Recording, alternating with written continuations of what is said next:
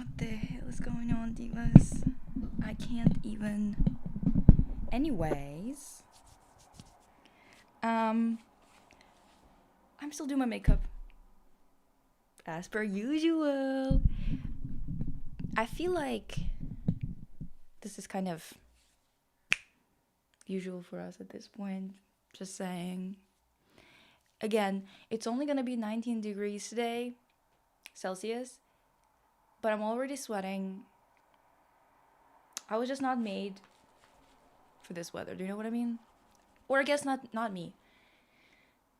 My apartment wasn't, okay? So,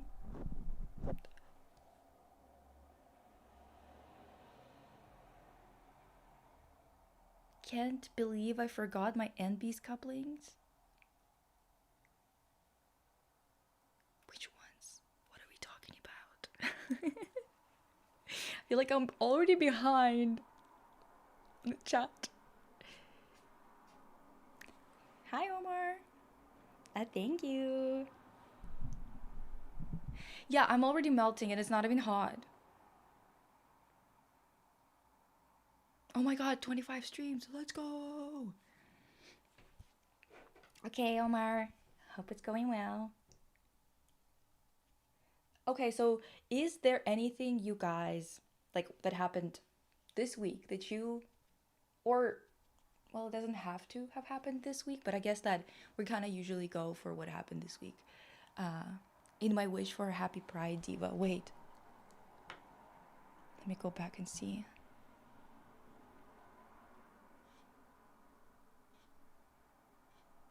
Damn. You're right.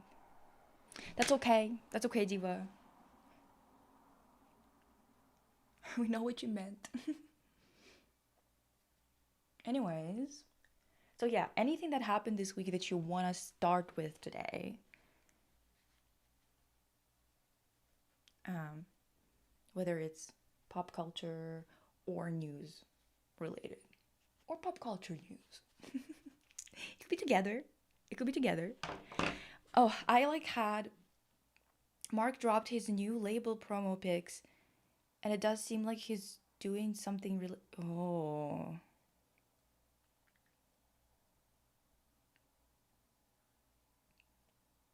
I wished Obsession, and I think it would be a spectacular pod episode. You're right. We should do it. Yeah, I should do it with my assistant. But it's gonna take. I never know. Sapphire! Happy birthday! My lioness, my lioness, my lioness, my Oh my lioness.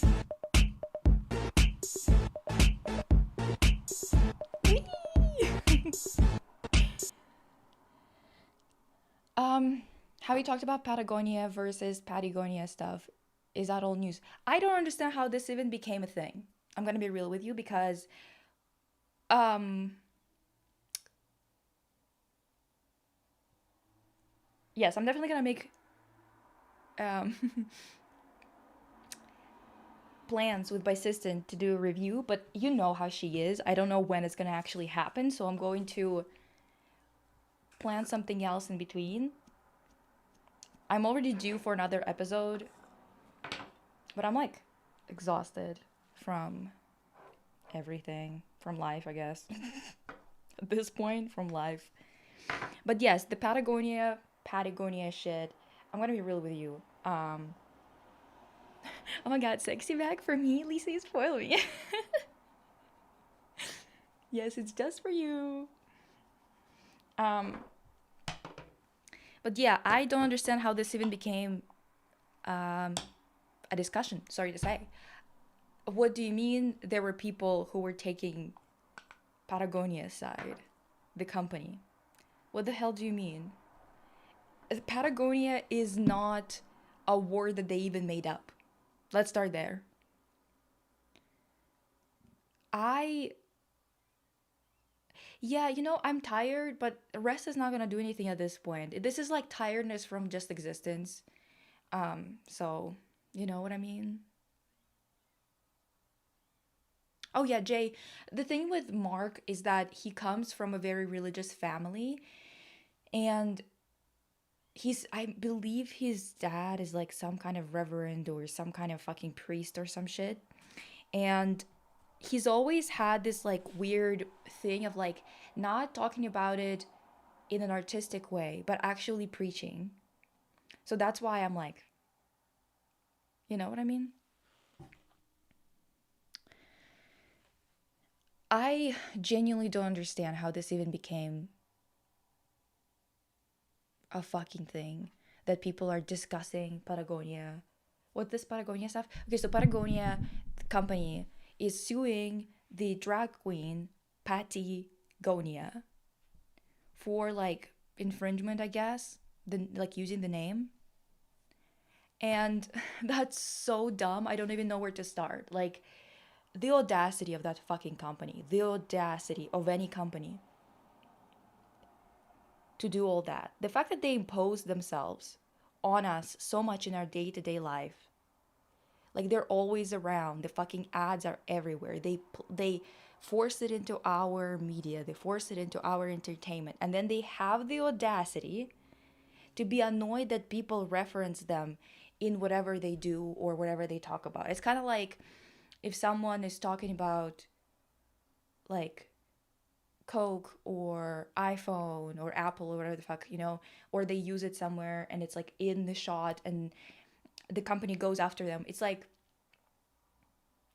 you have taken over this entire market. You have taken over the like literally existence. It's impossible to fucking get rid of you entirely. And you have the fucking audacity. Oh my god, it's your birthday too, Pahraj? Happy birthday, Pahraj! Oh my god, My lioness what should I shit. My play? lioness shit. Should I play No, this? I'm sorry, I'm sorry. That's what big girls making money. My goodness.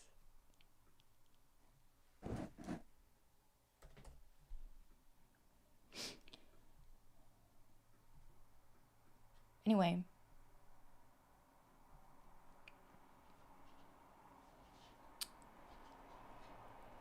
yeah. Just don't get it at this point. Like, they have infiltrated every facet of our lives and now they're mad that people are referencing them.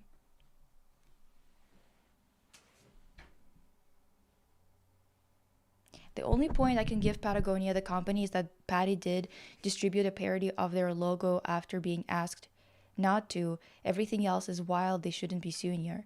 Yeah, but that's the thing. Listen, when it comes to being a company that produces goods, usually the biggest issue that comes up when it comes to your I don't have the Wingstop entering music. Do you we're just gonna have to go with Fatu.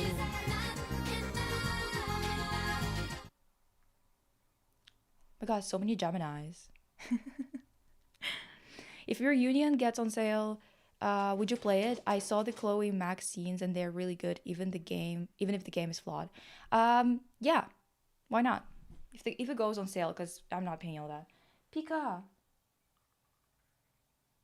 Pika, let me check if the cat is not there.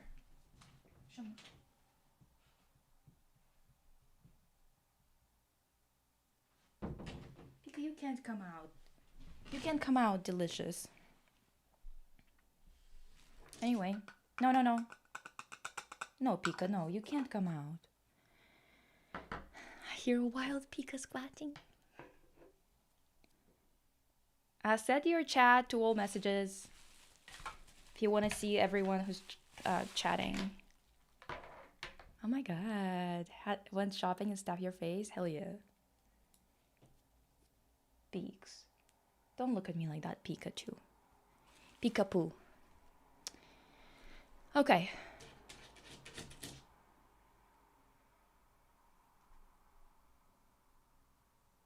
Yeah, suing a drag queen for this is fucking dumb as shit, okay?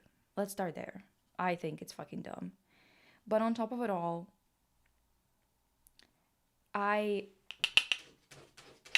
Patagonia took a name of a place.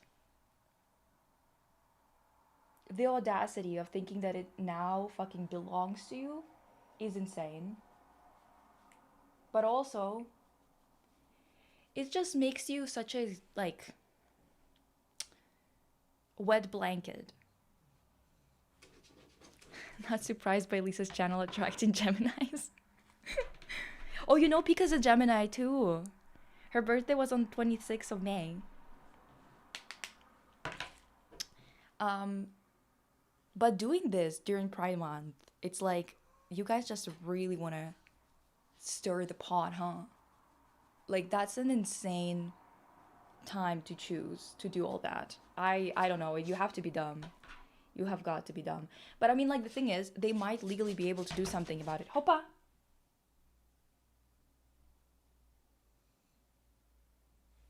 I swear.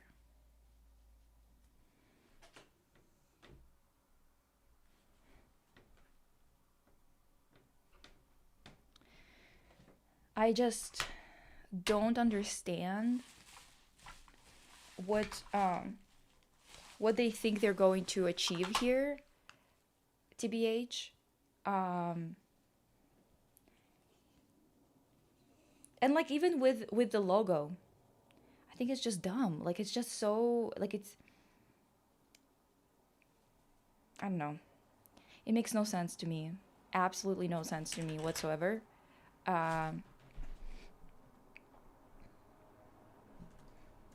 Oh yeah, I should have written it down because I also want to talk about it.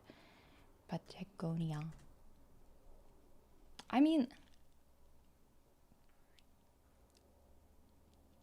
I really like, I think it's, whenever there's something like that happening, every time it happens, I'm gonna be real with you, I get pissed off because, like, whenever a company is like, why did you take the name of our character and change it into something and, like, made it drag? That's the whole thing of drag. You take things that are part of the culture, you know? You make the name based on things that are part of the culture. You can't just, like, I just don't understand them being such, like, wusses. Like, they're like, oh my god, not our logo. Who gives a shit? It's not like no one goes to her to buy clothes, especially the same clothes as Patagonia makes, for the same reasons. They're not, it's not like they can argue that she's fucking up their business. Like, do you know what I mean? Suing her for $1 too, as if that makes it cheeky and silly and not as serious. Fuck Patagonia. Yeah, because, like, okay, so you sued her for $1, but you know how much it's gonna cost to have a fucking lawyer? Anyway.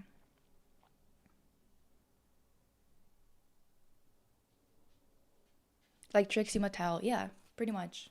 The only thing I don't understand, why is Trixie following James Charles?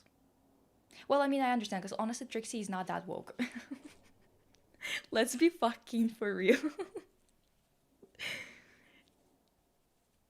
Trixie really loves that coin and will do anything for it.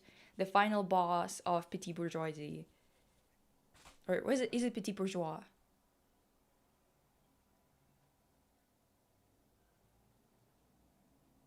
Bourgeois. I don't know. Which one would be correct in this case? Frenchies, come on in. Tell me.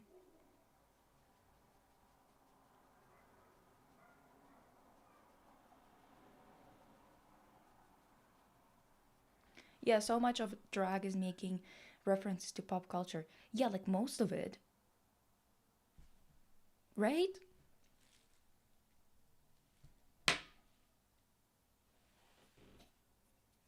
Like, what? I don't know. Idiotic. Petit bourgeois? Okay, slay. Yeah, final boss of Petit Bourgeois. That's what Trixie Mattel is. Not me trying to use up. I don't know if you follow much with the Mormon church, but they're on a suing rampage with YouTubers right now too. I feel like it's really setting a standard for suing creators and artists. Well, yeah, I mean the fact that again, not to bring up the Masha bitch, but her being able to just message YouTube and be like, it's actually defamation, even though I just showed her messages that she made publicly, that she commented publicly, willingly herself, and them blocking it in Canada.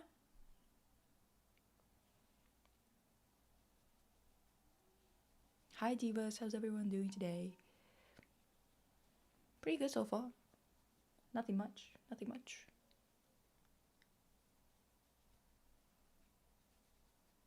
Anyway, it's just like, I was honestly kind of shocked, I guess, by the fact that it was a split. Like, there was a split online as to who said what, who believes what, how they feel about it. I just don't understand how this even happened. Like, who, for the love, like, you know what? Westerners like need to get off that capitalist dick at some point. Like, it's just embarrassing. People being like, well, she's also a company. I need you to be so for real. Like, anyway. A lot of like annoying. Wait.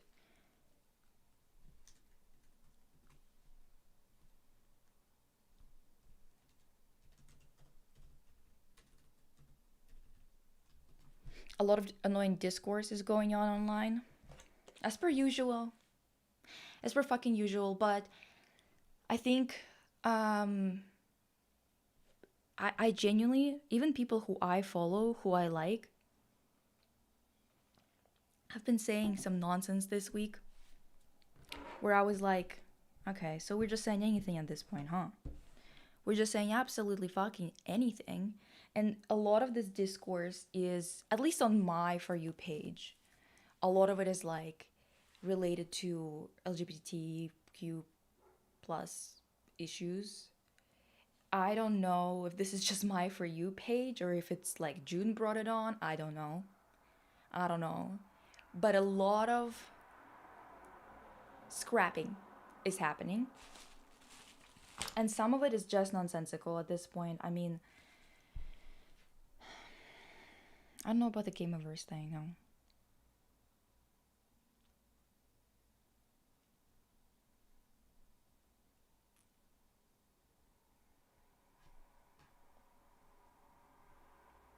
My For You is people complaining about fat capitalism. Same. My For You is also like the capitalism thing, especially my Instagram For You page. A lot of people being like, yeah, I'm moving into my car and it's because I can't afford anything else and I've been trying to afford it this way, that way, whatever. But even one room, single room is impossible to afford, other things like that. Yesterday, oh, by the way, fuck. I went to see my doctor yesterday and the receptionists, they decided that it would be really cool. First of all, they called me like 2 weeks ago, moved my appointment one day over, right? So I was like, fine, whatever. Then they called me the next day, but it didn't show up as my doctor. Hi, Maya. So it's like, it didn't like show up as my doctor calling me. So I obviously didn't fucking pick up the phone.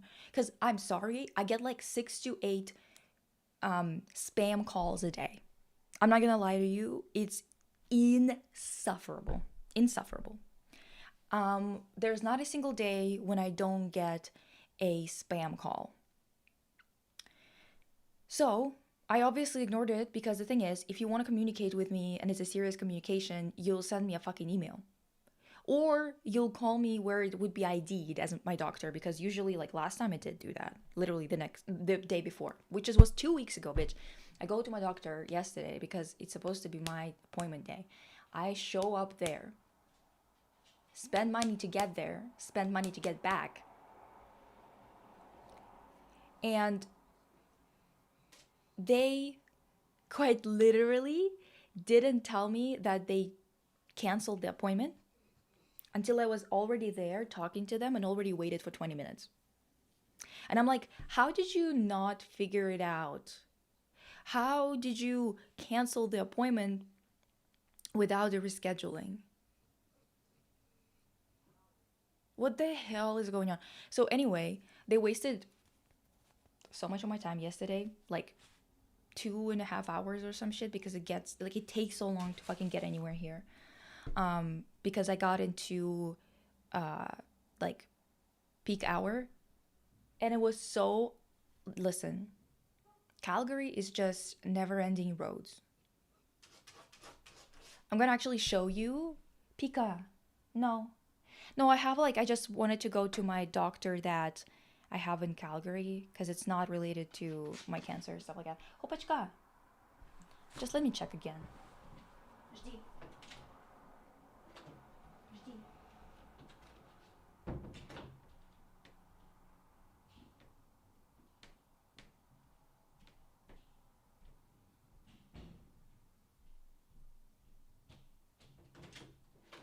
Go.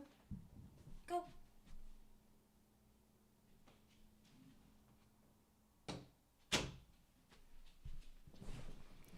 Anyway. So yeah, they wasted my money, wasted my time. Because again, I took an Uber because it would have taken even longer to get there by foot. But let me show you what taking a walk. I took a walk from my doctor to a community center, and it took me 25 or 30 minutes, and it's not even like that far away in terms, like, it's just so far apart. Everything is far apart, right? So let me show you what it fucking looked like. The beauty of North American landscape. And I don't give a fuck if it's like, oh, you're such a hater of this and that or whatever. You shouldn't have been fucking building your cities like this. You shouldn't have been building for fucking trucks, and maybe I wouldn't be making fun of you. I don't know. Like, seriously. Let me see. Sources. Let me show you.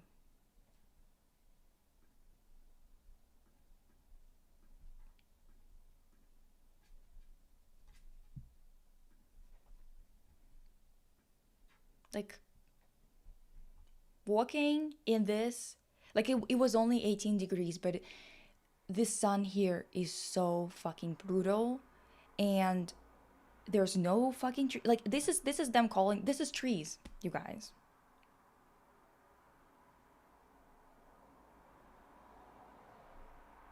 Like, what the fuck is this? Why do we need that many highways in the middle of the city? It's just highways. And the fact that anyway there's still congestion around 3:40. I literally was in the car. It was supposed to take 10. It was supposed to take 10 minutes for me to get from the community center back to my home via an Uber. Cost me $16 and took me 40 minutes instead of 10. And it's built for cars. There's literally 4 to 6 lanes. What is this bullshit? I'm like too European for this nonsense. I swear to God, I like don't understand anything about how everything is built here. It makes absolutely no sense to me whatsoever. There's like pockets of the city that make sense, like little pockets. Like Vancouver has the same issue when you go out of Vancouver and like go into the like greater Vancouver area. Not the Ozempic trees, Diva. That's the thing, like, and I was just like walking there and I was like, I want to take walks. I don't want to be taking the car. Like, I don't want to constantly have to rely on cars and whatever, because I like walking. Whenever I lived When I lived in Vancouver, even if I had to walk for 40 to 60 minutes to get somewhere, or even 90 minutes, I would just walk there. You know? I would literally just walk there because not like the thing is it's one thing like oh like the laziness or whatever the fuck. It's you don't feel that lazy to go on a walk and enjoy yourself when the walk is not an ugly ass torture fest.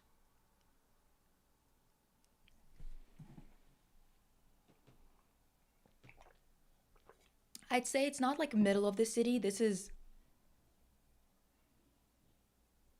it's still would you say it's quite central anyway if it's still close to like it's literally at the train station.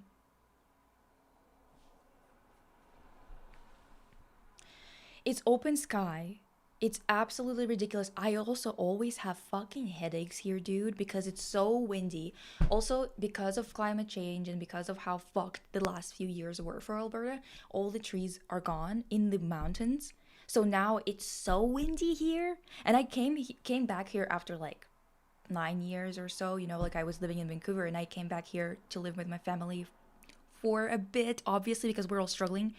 And I was like, Diva, why is it so fucking windy? And I told my friends who were like my friends from high school, right? And they were like, oh, is it? And I'm like, yeah. And they were like, well, yeah, wasn't it like that before? And I'm like, not 9 years ago, no. Like we had wind here all the time. Yes. Not all the time, but we had wind here. Like Chinook is a thing, right? Fucking obviously we had wind, but it was never this bad. And it was not all the time. And it was not like literally so strong that you're worried that you're gonna fly away or your dog is gonna fly away when you're on a walk.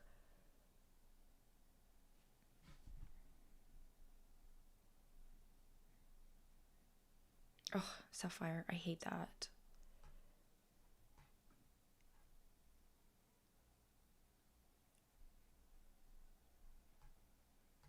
And also, mm, I'd say there's like a couple of neighborhoods in Calgary that are like better and stuff like that. They're more close together. Everything is a little bit more compact, but even there, it's not like it's fucking nonsense.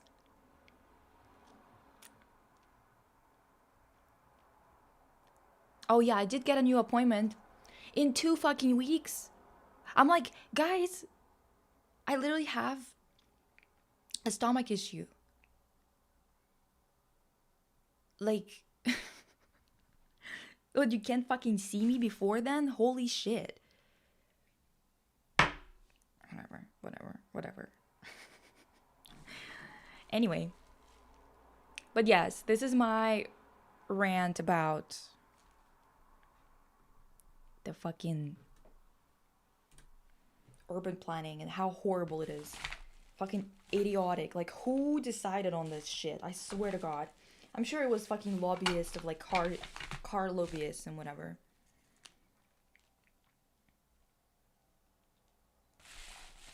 Would you say North America is more car centric than Cyprus? Because Cyprus is bad. It's more car centric than Cyprus. Yeah, yeah. And Cyprus is pretty well. I mean, Cyprus is pretty bad in between the cities. Do you know what I mean? And also, Cyprus is just like really. It's not highly populated in general. So let me actually give Pika some water.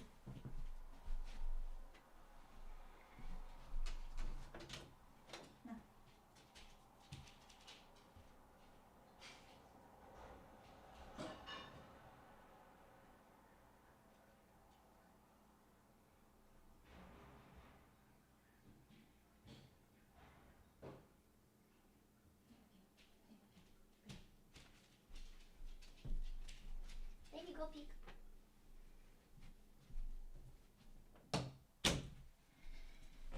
My brother keeps letting the cat out even though she doesn't actually want to be out. Anyway. Oh my god, thank you. um and you know what? And Cyprus is pretty bad, but I think it's bad in that sense because the population is so low. So for example, Calgary population is like over 1 million. Hi.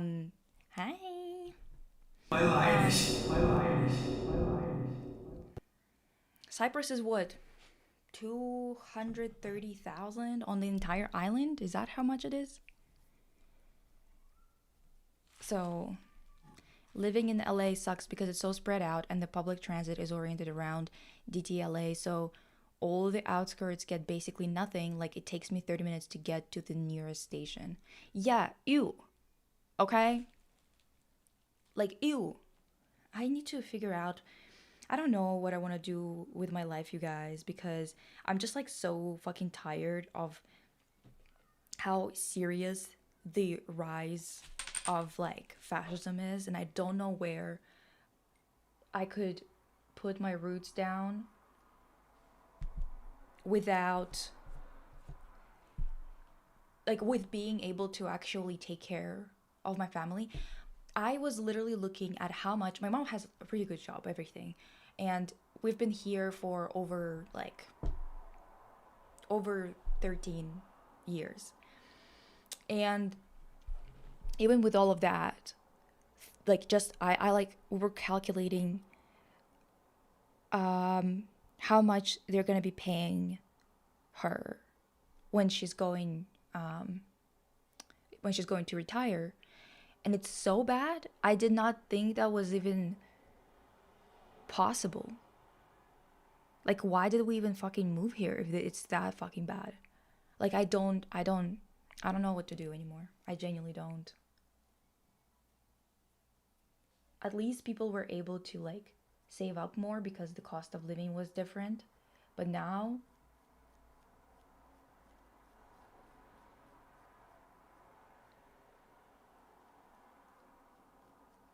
I guess I could. Oh.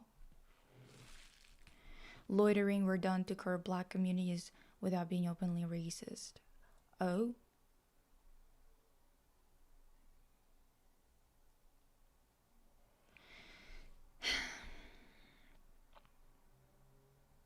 I mean, yeah.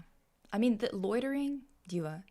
I still don't understand what the fuck that is. Now I'm sure we have probably implemented the same laws in Russia. Didn't used to be like that back in the day because loiter like you could exist in public space because it's public space.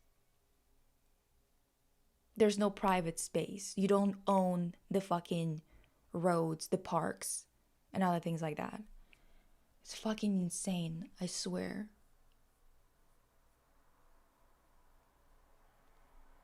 But yeah, I keep seeing a lot of like infighting this week. My entire FYP is that.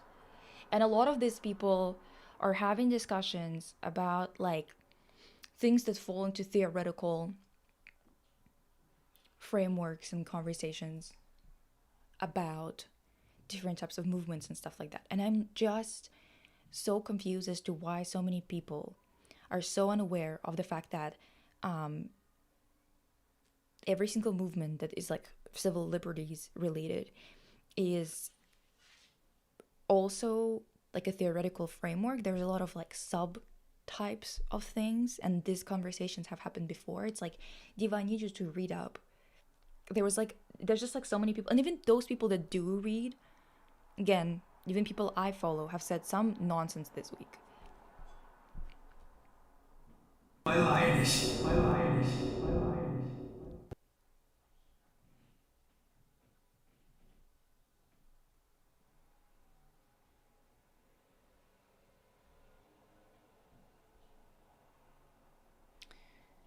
3 months driving in LA, and I forgot how to use my fucking legs. Samantha. Oh, yeah.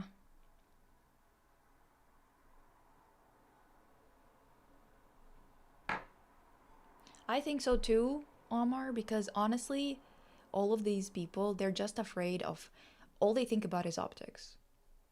They don't give a fuck about actually being like decent people. Everything is fucking optics, and they want to be right, and they want to have the last word on everything. The volume of what exactly? My voice? The soundboard?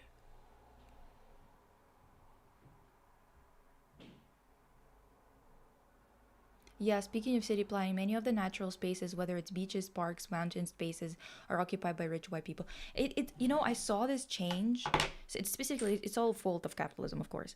I saw this particular change in my grandparents' like summer house village. Everyone has a summer house. Everyone used to have a summer house in Soviet Union, and yeah, that's what I was wondering because it shows me that the volume was okay. So I don't get it. Anyway, so uh the basically we were like always going to this lake nearby, and then when like and then in around like I don't know, I think 2005 or so, they started to sell the land right by the lake to oligarchs or wannabe oligarchs, and they started to like try and take pieces of entrance into the lake, and kind of like basically they started like putting fences so you couldn't even go to the lake.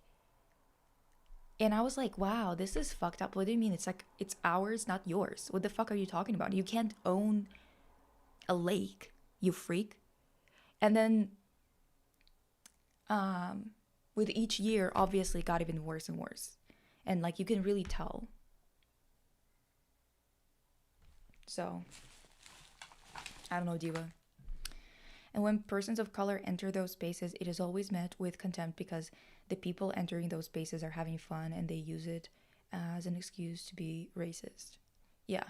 And also, you know what? It's like they started to like treat us like as like second class citizens or something like that because we would come to the lake. That's why they started putting up fences and stuff, because it's like, bitch, what the hell are you talking about? This is our stuff. It's also really weird to be experiencing that in a culture that doesn't have this type of like, oh, this is my lake or whatever the fuck. Like seeing them going to the lake that has never belonged to anyone. It was like culturally significant to anyone who was there for a long time, to like nations that, for example, lived by it the longest and stuff like that, right? But no one ever went, it belongs to us or it belongs to me, I bought a piece of it or something like that, because it's nuts. Like, what do you mean you own the lake? You own this land. It doesn't belong to you, bitch. Like, nationally, it's ours, sure. Like, legally, I guess. But having personal, individual ownership of spaces like this, of nature and stuff like that, you're a fucking freak. How's that even working and computing in your head? Whatever. This is some sick ass shit I don't understand. I unfollowed so many people on TikTok because the discourse was too much, and they always would preface video with, oh my god, I hate discourse, but they make 10 plus videos on the topic. Yeah, from segregation, redlining to loitering, anti-blackness is never addressed, just get repainted to fit into the current era. They're trying to do that in Albania. Jared Kushner and Ivanka Trump are trying to buy the only Albanian island, and there are huge protests now. I hope they protest hard. I hope people get militant. I hope we are at a point where we understand that we need to be learning how to organize in a way that we could withstand actual military intervention from our governments. I hope we understand that we are at that point. Unfortunately, I feel like people are still deluding themselves into thinking that we could just do it by being like, just cutely standing there with signs and letting them beat us up and like fucking blow our eyeballs out of our heads with rubber bullets. But we're way past even that. So there's only one discourse that is valid: house, health, work for everyone, and pew pew millionaires. Yeah. Hello, Chad. Hello, Lisa. Hi. So that's the thing. So with all of this, I think a lot of this discourse, okay, I think the reason why a lot of it is like this is because it's dominated by Westerners, and especially by people in the imperial core. I cannot, there are limits to how much I can fucking withstand nonsense about people who are like 0.1% of the population demanding accommodations that are not even like, that are just like about stupid shit, not even like their safety or something like that, or whatever the hell. And it's like, oh my god, what is going on? Like, why do you give a fuck if this person understands every single facet of your existence, if that doesn't have any influence on your life? Do you give a fuck about everyone being in your business this much? Like, I just don't understand.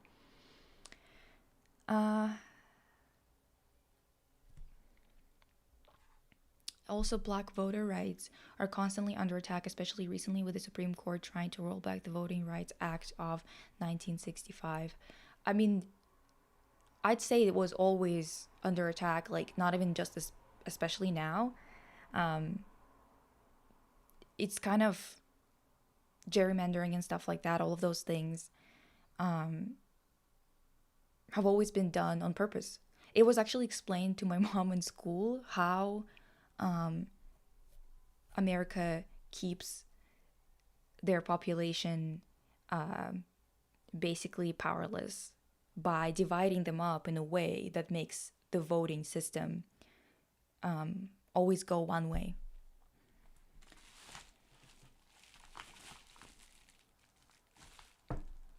Anyways, I just think, dude, I just think there's a lot of people who can keep logic and their own thinking in check, right? When they are talking about like the specifics of something that is not that even like, doesn't have that much consequence sometimes, because it's more like trying to get people to understand something more in depth, right?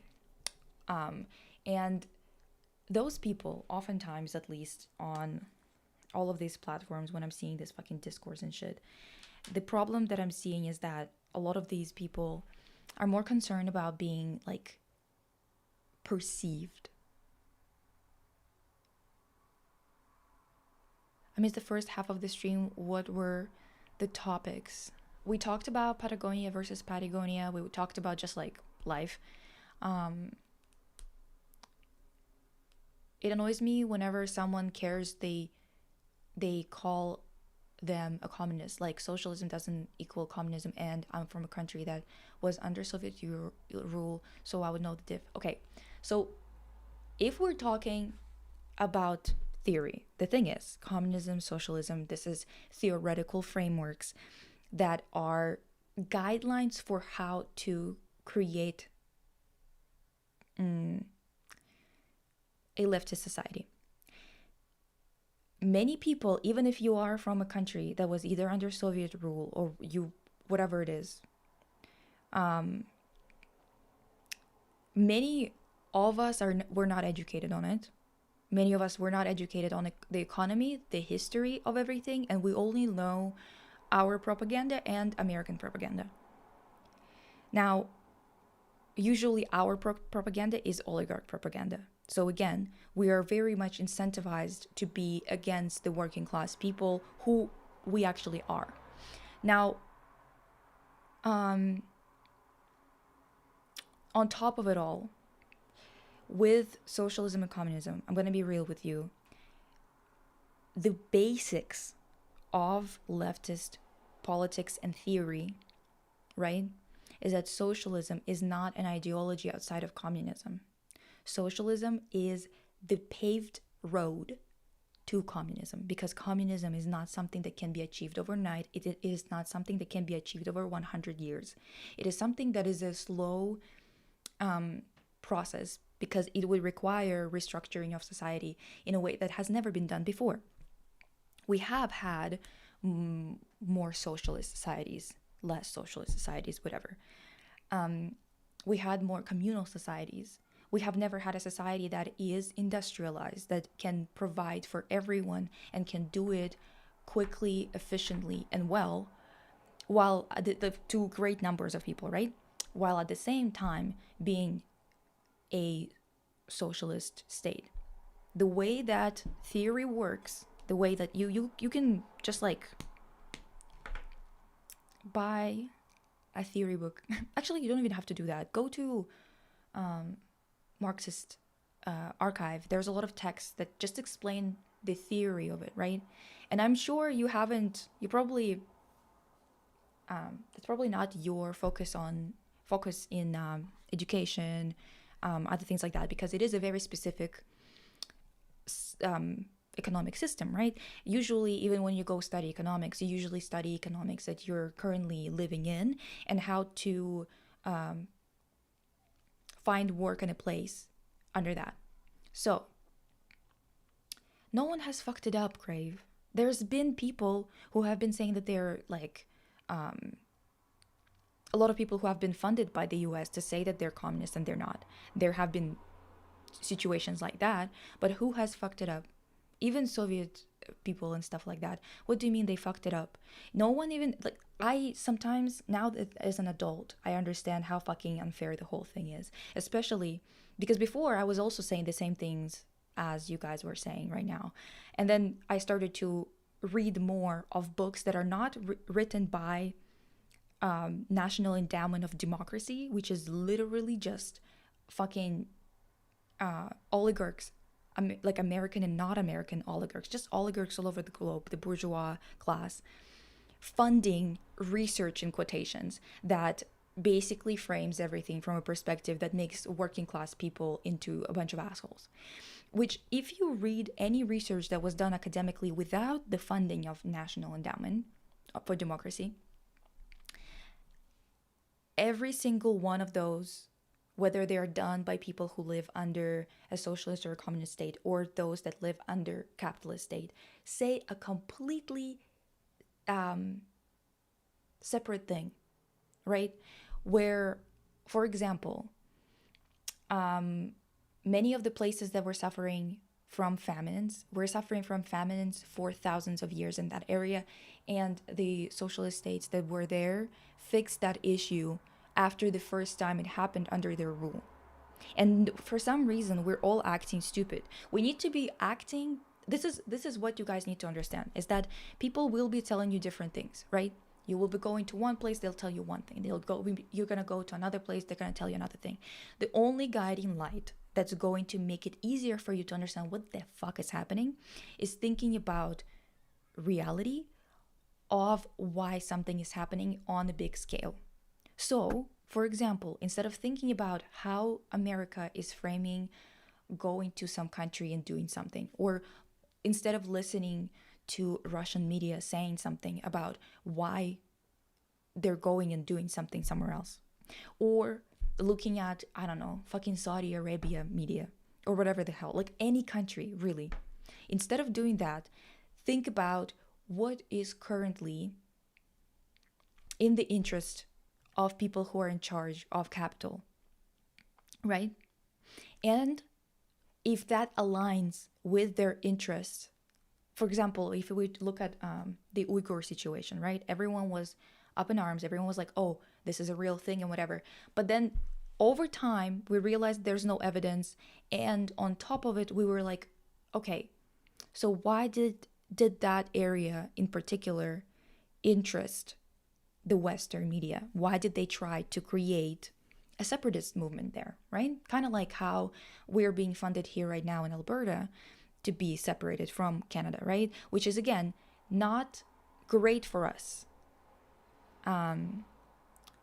in any shape or form.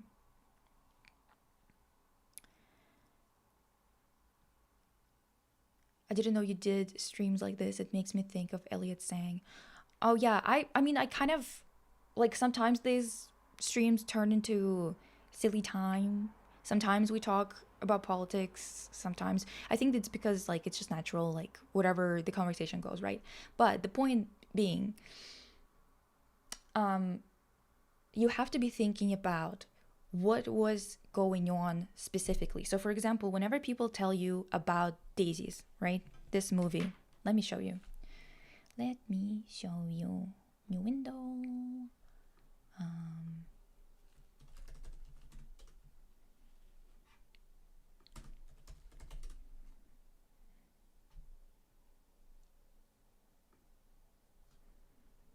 This is a movie that's oftentimes brought up when people talk about the Eastern Bloc, the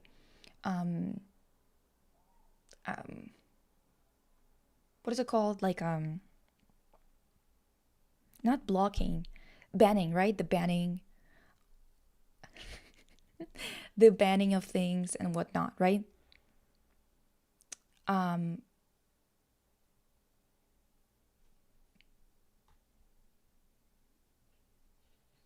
Kind of how the British bullied now independent colonies into helping start a massacre of leftists in Indonesia. Yeah. So yeah, so think about the interest of people who tell you shit, but also think about specifically about what has happened before, where does this country get its resources? So for example, if you look at America, where the fuck are they getting most of their stuff produced? It's not in America. If that's what's happening with the country, they have all of their production somewhere else, for example, and it's always in a country that has a lower economic status, right? Which would be all of them because America is using their dollar to boost it up, right? So if this is the situation, you look at a country, you look at America is, for example, saying that they need to be doing something with it because there's like they're not free and they need freedom and people want this and whatever, they tell you a bunch of shit like that, right? Usually what you need to check first is, do they have oil? And is the separatist movement specifically originating and is led by extremists, like far right, usually? Then, on top of it, if that group originates from that place in the country where the oil is. Okay? So if you look at Chinese map, guess where they have all of their best shit in terms of minerals and oil? Xinjiang. Immediately you go, oh. And sometimes it's not oil, sometimes it's not that obvious, but usually America goes first oil. That's their first thing. If they say that there's some kind of injustice going on and freedom is not freedoming there, first of all, you should always be skeptical of people who have the laws that they have, treat and like the way that they treated Black people and the way that they treat them now. You have to be skeptical of anyone who thinks that they are an authority on freedom if this is what's going on with them. Do you know what I mean? In general, China is actually probably the smartest country in terms of their approach to shit, because they are taking a firm stance of non-interventionism, which makes it really fucking like a lot easier for them, you know, to avoid accusations of colonialism. And colonialism and imperialism, you have to understand that. You have to look at which currency is being like boosted or held up in whichever business is being led. Okay, so for example, and if the exchange is actually equal, because having business with other countries, other places in the world is a good thing, because we can get, for example, a northern country like Canada can get coffee that way, for example, right? We can't grow it here. We can buy it from someone else. It does not mean that it's an act of colonialism if it's an equal exchange. We actually pay for what we get for the labor and everything. If we try to destabilize the country to make it so economically unstable that people are willing to work for literal dimes, and then we exploit that, that would be an act of aggression. Are we clear on that? Okay, so let me quickly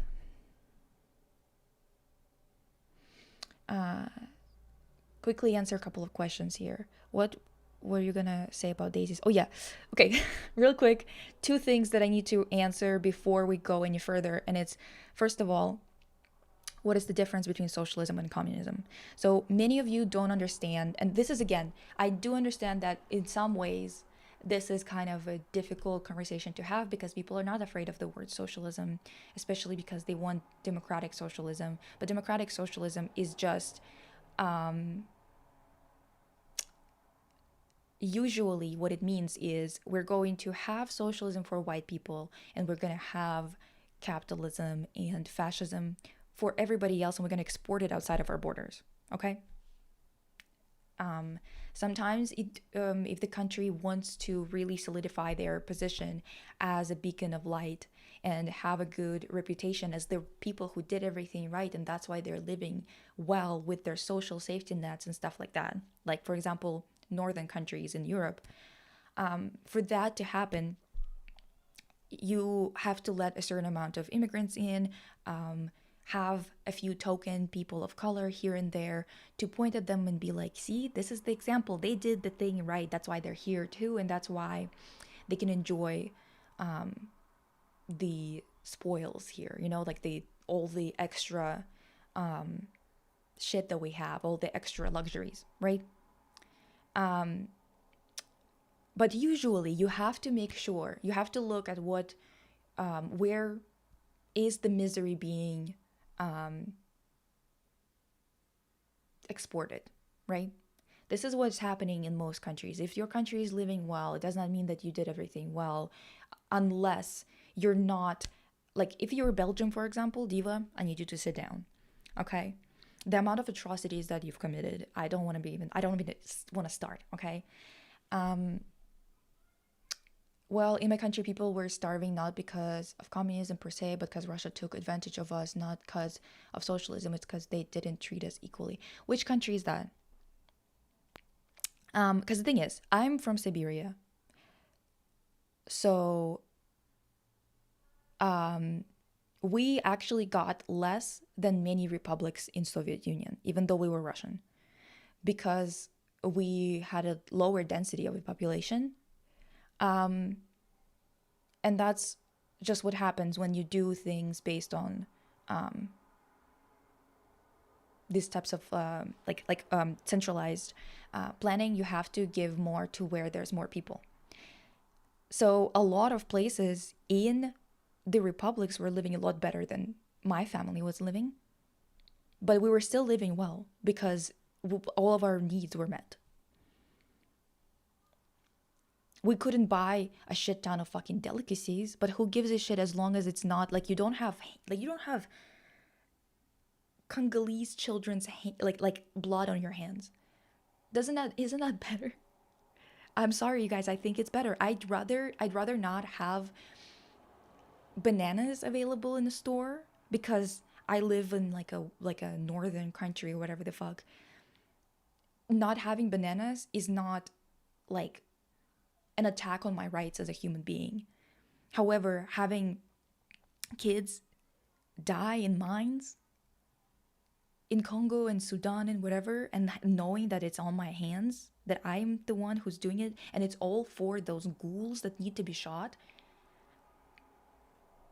Yeah, I'd rather not have those delicacies. I'd rather not have access to those fucking fruits that are from somewhere else, or to some fucking coffee. Even coffee, though, I fucking love it, but I would give it up. Yeah, if I could know for sure that I'm not contributing to that bullshit.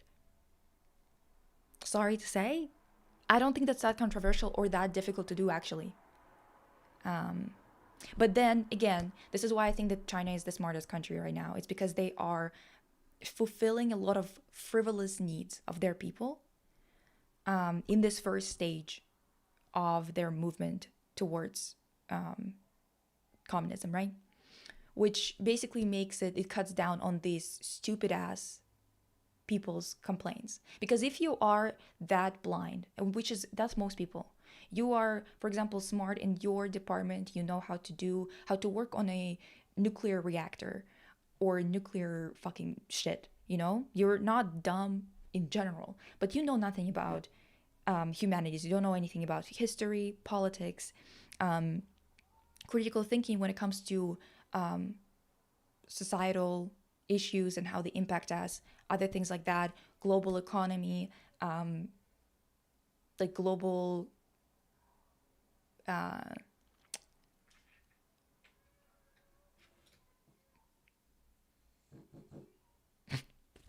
he got me distracted. She was so cute. Anyway, if you don't know all of those things, right, what you're gonna be complaining about when you don't have fucking oranges available in your store is, oh my god, we don't have oranges available in our store. We're living so much worse than the Americans that have oranges in their stores and they're cheap. Yes, because they killed a bunch of people somewhere to get that deal and to be providing those oranges to their people for this price. If you are one of those people that don't pay attention to anything and you don't give a fuck, or you don't know anything about humanities and you can't participate in it meaningfully, to you, it's going to be a slight on your personal freedoms that you don't have access to it because you're just not fucking getting it. You know, you're not getting where shit is coming from. However, this is why I think that China is doing it the right way, because they are fulfilling all of their needs, but they're also giving them a bunch of frivolous shit. Like, the Chinese can afford to have 3,000 dresses. Maybe they're not, maybe they can afford them because every single dress is not like made out of silk or some shit like that. But it's actually enough for a lot of people because all they want is just like frivolous shit to make them happy. It curbs this idiotic approach that a lot of people take because they don't know the value of humanities to understand reality.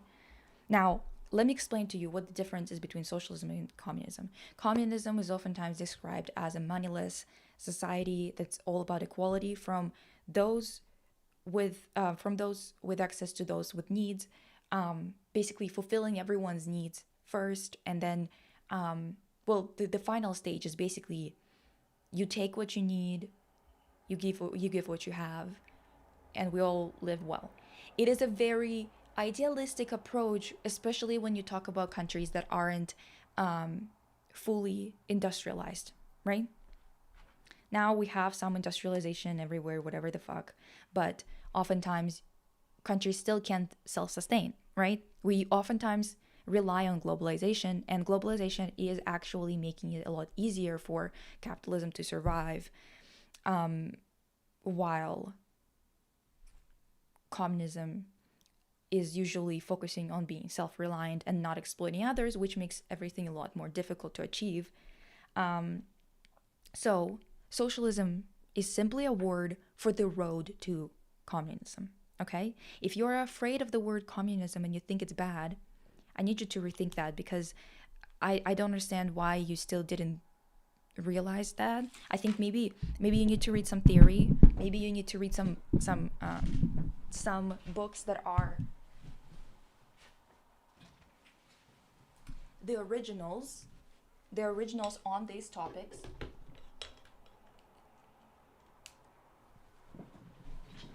That are written by people,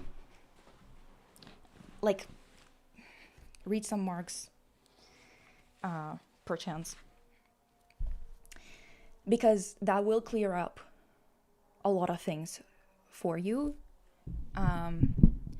It's the same class of people, the same people who rape children, the same people who create literal genocides, right? The same fucking people told you that communism is bad and you just took it for what it is. I think we need to rethink that, maybe. And if you are afraid of that word, diva, whatever, that's your right. Like, what am I supposed to tell you? Not to, like, I don't know what to tell you. It's not my job to control people's thinking or to tell you what to think or to be like, you have to think this way, whatever the fuck. It's just the reality. In my opinion, society should be built for living, not for profit, because I don't understand what profit is. Like, I mean, I understand what it is. I just mean that I don't understand its value to anybody. You're gonna be dead soon enough. I don't respect any of those, like Peter Thiel, whatever. I actually think they should be all shot. Now, they will think that that's violent, but they think at the same time that they can make us all live next to data centers that drive us crazy with the sound. They can take our clean water. They think they can take our ability to take care of our families. Many of us nowadays, have to watch our families struggle and slowly wither away. Many of us have to watch our parents, grandparents, siblings, kids not have everything that they need. Many of us have to watch them literally wither away from diseases that we can't afford to either make easier on them or eradicate. Some of them we could even take care of entirely, but we are basically forced to just watch them die. And no one calls that violence out of those people, out of the people that are in charge right now. None of them think that that's violence. How is that not violent? Just because you spread it over 20 years because you want to get the most out of these people does not mean that you are not committing crimes. You are committing crimes. But on top of it all, they're also committing very immediate crimes, like just blowing people up. And I'm supposed to live in this world and want to get their validation. And like the fact that they basically made it impossible for anyone to succeed in their society in terms of like material needs, like fulfill their material needs through their work and feel accomplished as a person. Because being accomplished in a society that quite literally rewards you creating like new ways of blowing up children or whatever, and then nothing else makes money for you, it's a society where you don't really want to succeed anymore. It's a society where you don't have a stake in. It's a society where you don't feel like you're contributing to your future in a meaningful way, except for just kind of making the inevitable more devastating. Because the thing is, no one is going to get up and do what needs to be done, which we all need. We know what needs to be done. No one does it until most people don't even have bread on their table anymore, which means that we will have to just slowly see all of us get more and more disabled and peter out into the impossibility of actually enacting things without crazy casualties, right? And then when we don't have a choice at all, something's gonna happen, but it would be horrible, right? So instead, we need to stop hitting ourselves earlier while we're still able to do something. And the problem is that with COVID and the way that it happened, our generation, with all the foods that we're eating, with all the microplastics, the number of autoimmune diseases are through the roof. The amount of people who are getting Alzheimer's really early is through the roof. The cancer rates are through the roof. No one in my family ever had cancer. They never died from cancer. They all lived until they were 90 years old. And then somehow I get cancer at 24 suddenly. And my other cousins who are living here and stuff like that are getting autoimmune diseases, which never happened in our family either. It's just random, isn't it? And it has nothing to do with the fact that we're being poisoned by corporations day in and day out. So, my point here is look at the material reality conditions of people, and it will tell you why something is happening. Don't listen to media or even me or Hassan or fucking whomever else. Like, it doesn't, you just have to look. Because the thing is, Hassan, again, he's so also digestible, and it's so crazy how much he's being targeted. I don't understand. I mean, I understand. America completely fucking rolled into straight up fascism, because if they're so mad at Hassan, and he's just asking for more, basically just like better social safety in the country, because he's being very chill about it. I don't think he's being enough. The fact that he's even calling himself democratic socialism, it's already like, okay, so a cop out. So you just want to, okay. And the thing is,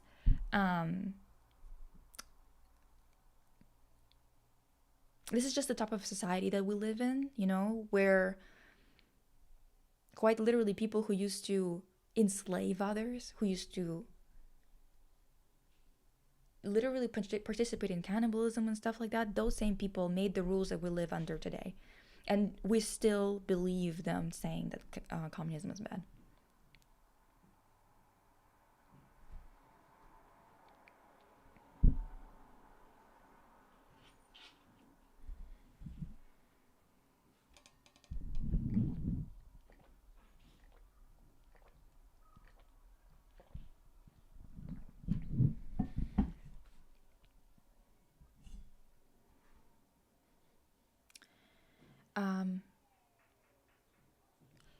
People in my class were so shocked that she said that. She also showed us a documentary about Slavic dolls, explored Slavic models by West. So yeah, she's based.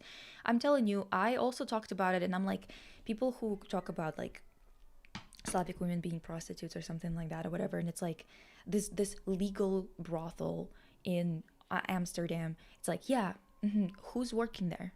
All Eastern European girls. Interesting. And how did they end up there? Is it because the oligarchs are having a little war? Is it because since it's capitalism, you can just buy and sell women?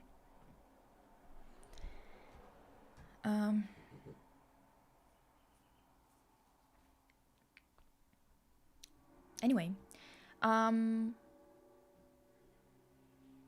yeah, let me show you what kind of like one of the things that made it kind of different for me. It upsets me so much how much tech is necessary in today's world, because they're literally forcing us into consuming products made with human lives. A lot of other products are possible to give up, but it's almost impossible to function in society without a phone. Yeah. So you're in America, am I correct?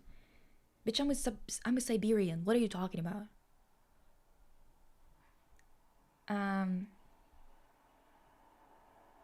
After the perestroika, my mother couldn't even pursue higher education despite the fact that all her other siblings were nurses, doctors, so my fam was very poor opinion of the West. Yeah. If you look at your conditions, unless you went into oligarchy, unless you went into some mafia bullshit, which I have a side of the family that went into that and we do not get along,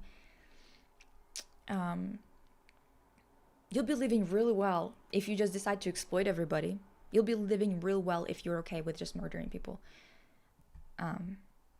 So, remember people, Epstein hates socialists and communists. Yeah.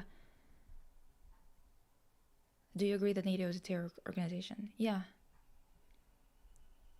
There's a reason why people love Luigi Mangione, because they have to watch their families die. So there's a bit of a problem with communism. Diva, you're behind. Hassan isn't far left, period. I'm so tired of people acting like he is. Yeah, like, no. I think Hassan is more radical. He's just pragmatic. You can't say certain things if you expect to keep a platform that large. No, I agree. actually I think there's a lot of value in having people who are not too far left immediately, because there are people like this guy, the STDs gotta get them all, who have a lot of propaganda that has been fed to them passively. That's the thing. None of those people have been talking to you directly about it. They just kind of passively have implemented it in every facet of our lives. So, like, for example, let me show you. I'm so behind on the chat, holy fuck. But let me show you real quick with the daisies, right? Because again, I was doing my research on daisies because, as every girly pop, and this was way like, fuck, I don't know, dude. Like, that was when I was like maybe 20 or some shit like that. A while ago. I can't remember exactly when, but it was like a while ago when I did not know much. Like, I knew stuff about politics, but more like local that pertained to me, less about global that pertained to me, right? So I still held a lot of beliefs that were kind of against my own people, you know? So I was looking at daisies because I heard that it was banned, and I was like, well, like, why was it banned? And especially because the thing is, if you are a girly who loves yourself some pretty visuals and you like fashion and you were on Pinterest, you've seen daisies screenshots before. So let me actually share it with you. Window capture, Safari, here. So so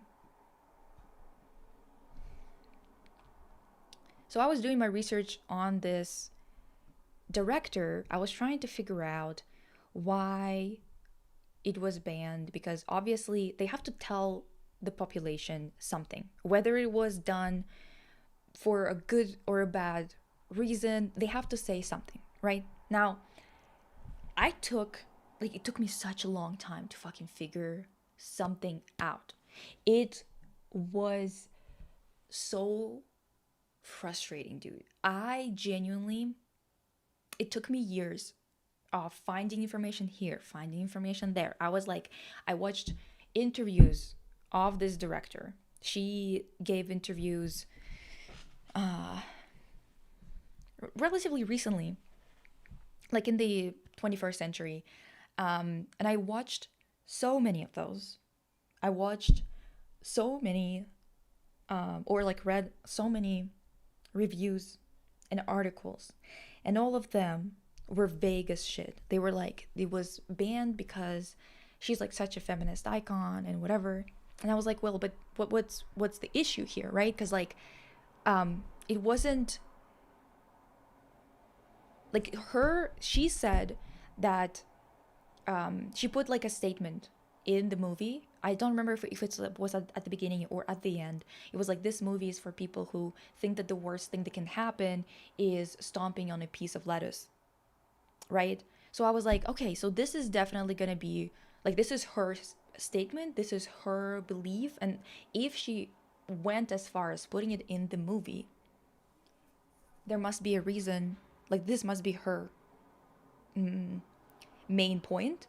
So obviously she said it in a more veiled way, but we can find a way to like actually figure out what she meant by just like watching the movie, analyzing it, other things like that. So I was like, okay, I can do this. I can find what she actually meant, and I can also find like official reasons as to why people were pissed and why it was banned. And just so we're clear, right? The movie came out, what is it, 60, was it 68? 66, 1966. So movies at the time, this was made in, I believe, was it Czechoslovakia? Yeah, it was Czechoslovakia, which is like Czech Republic and Slovakia today. So obviously I knew about this movie because of Pinterest, and because I was like, oh my god, it's so cute, it's so pretty, girlies like hanging out, like there's like, it's just so like girly and freely and whatever. Now then I grew up a little bit more, and I was like, I started to learn about how difficult and how fucked post-war time was, because we were absolutely destroyed. The entirety of like Eastern Europe was absolutely flattened, because the whole point of the Nazi shtick was they wanted to exterminate everyone who was Eastern European. Now, except for those that were like Nazis. Now, I was confused as to what could be so offensive about that movie, right? And a lot of people were talking about the fact that it was offensive because of the outfits, because it was so like over the top. And then when I started to learn the history of the time, and especially the 60s, I also realized that all of these movies that were produced at that time were produced on public money. This wasn't the director's money. This was her research was shut down. My doctor researched pesticides she thought was responsible for your heart disease. Yep. See? Anyway, Lisa's sex work can be actually done ethically. I don't really care either way. I only care about the fact that we were trafficked, and I don't give a fuck about how Americans look at it, okay? I'm sorry. I don't give a flying fuck. You trafficked us for years. Selling us pretty dreams of being a model, or just living your life in the West in the pretty fucking theaters, living the high life, the fucking American dream. What you did was traffic little girls. And I don't give a fuck how you feel about it, honestly. If you want to be talking about ethical sex work or whatever, it's your prerogative. They are not, those people who want to participate in sex work are not my concern. They can do whatever the fuck they want. As an Eastern European, I only give a fuck about that from a perspective of an Eastern European. Hoppa. I personally find Hassan weird, especially when it comes to women and black people, but people who think he's too left are fucking stupid. Yeah, I mean, everyone has their issues. I'm sure I think I'm a lot more... Пикачка. 1 sec, you guys.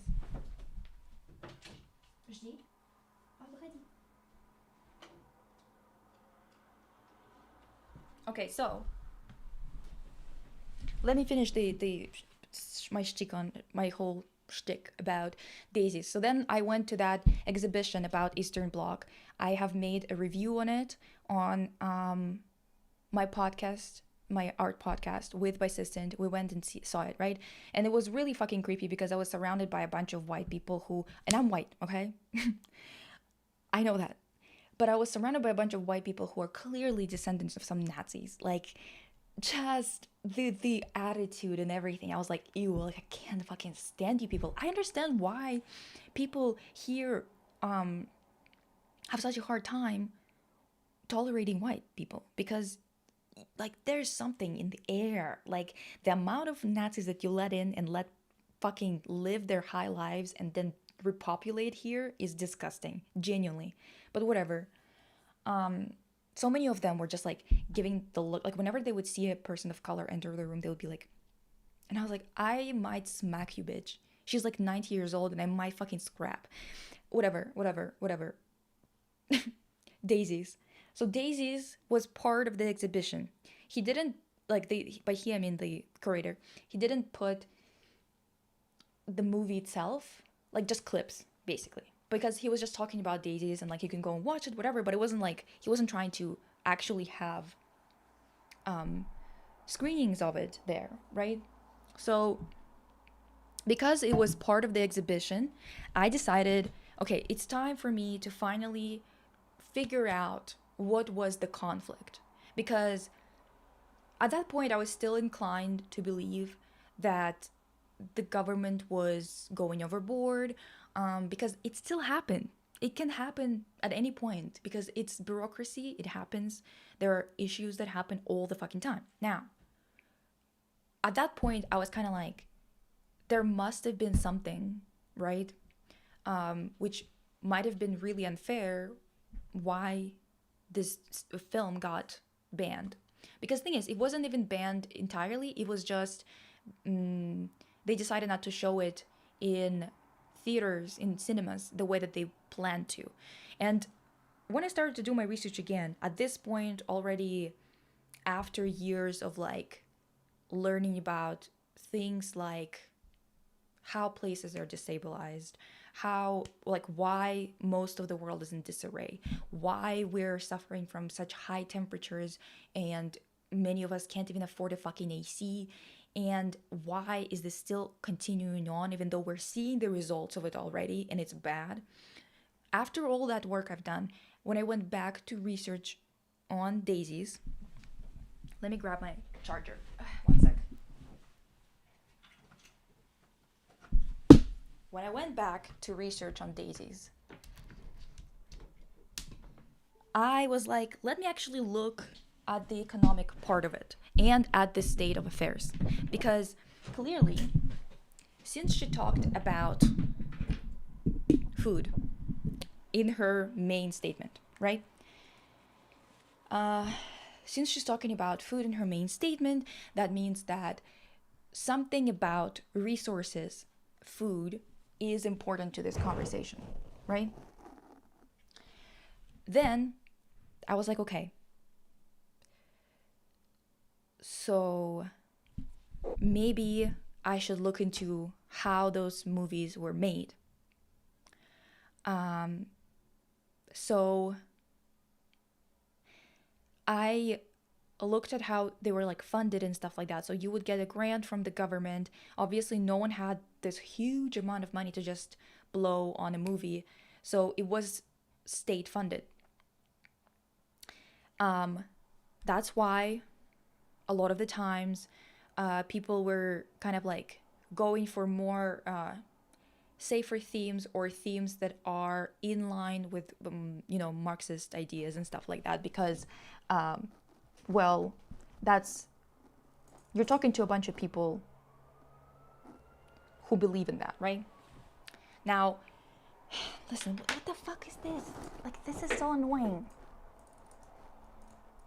I don't even know what is going on. Okay, so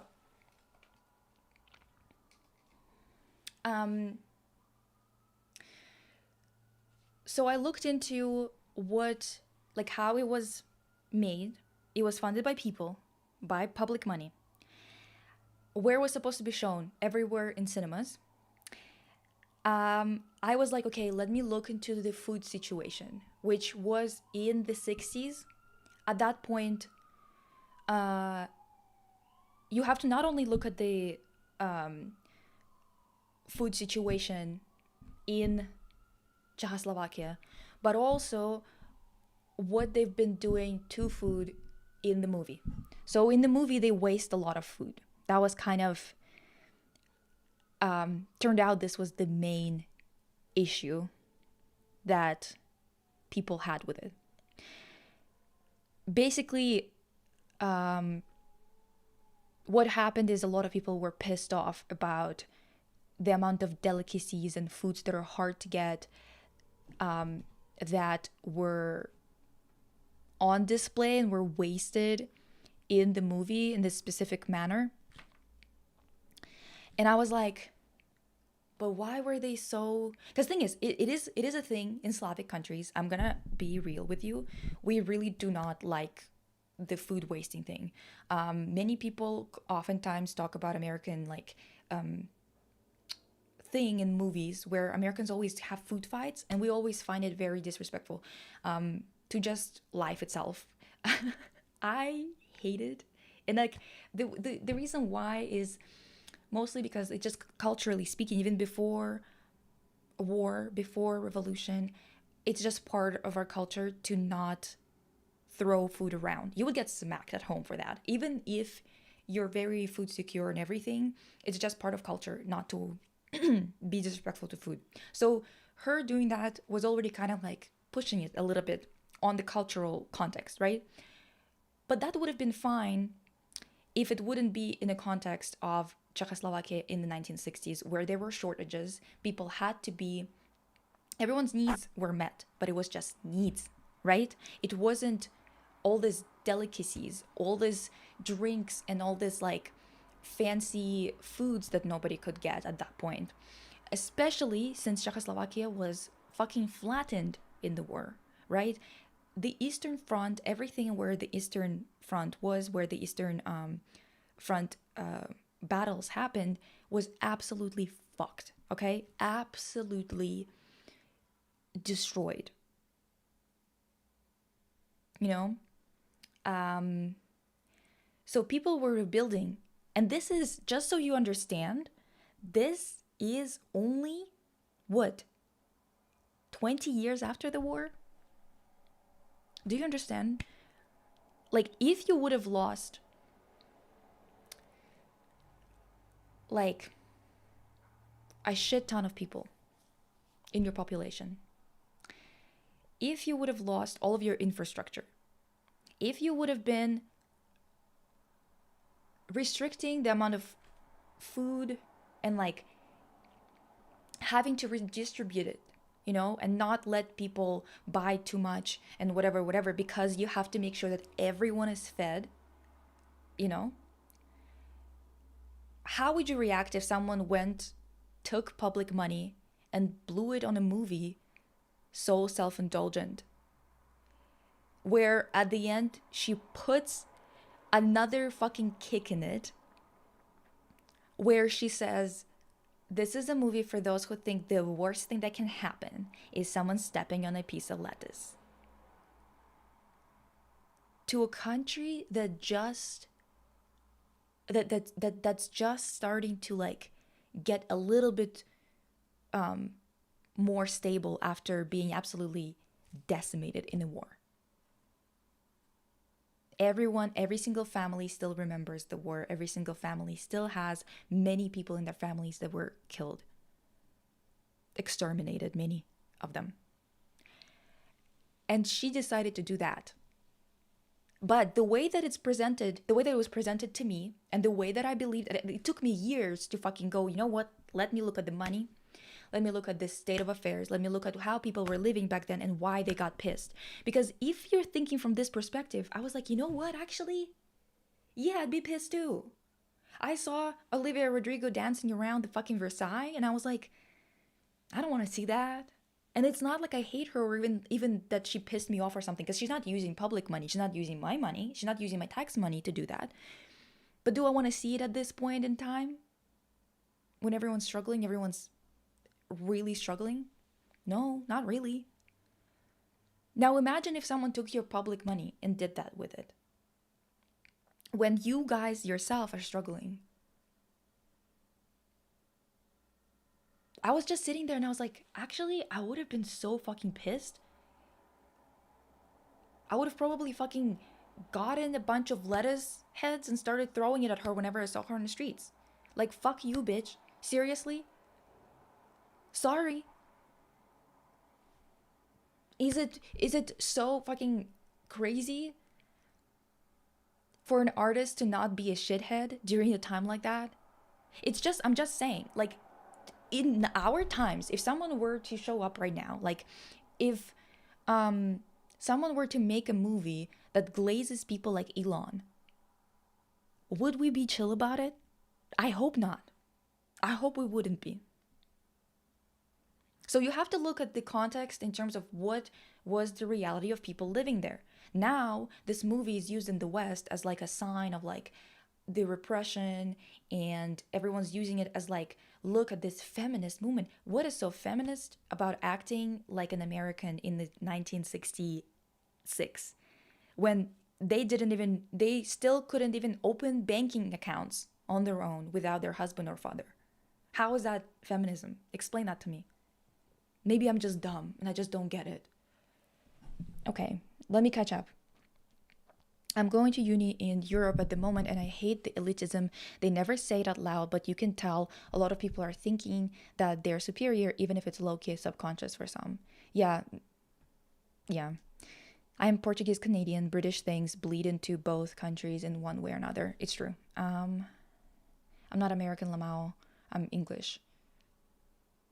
Well, yeah. I'm not talking about you specifically.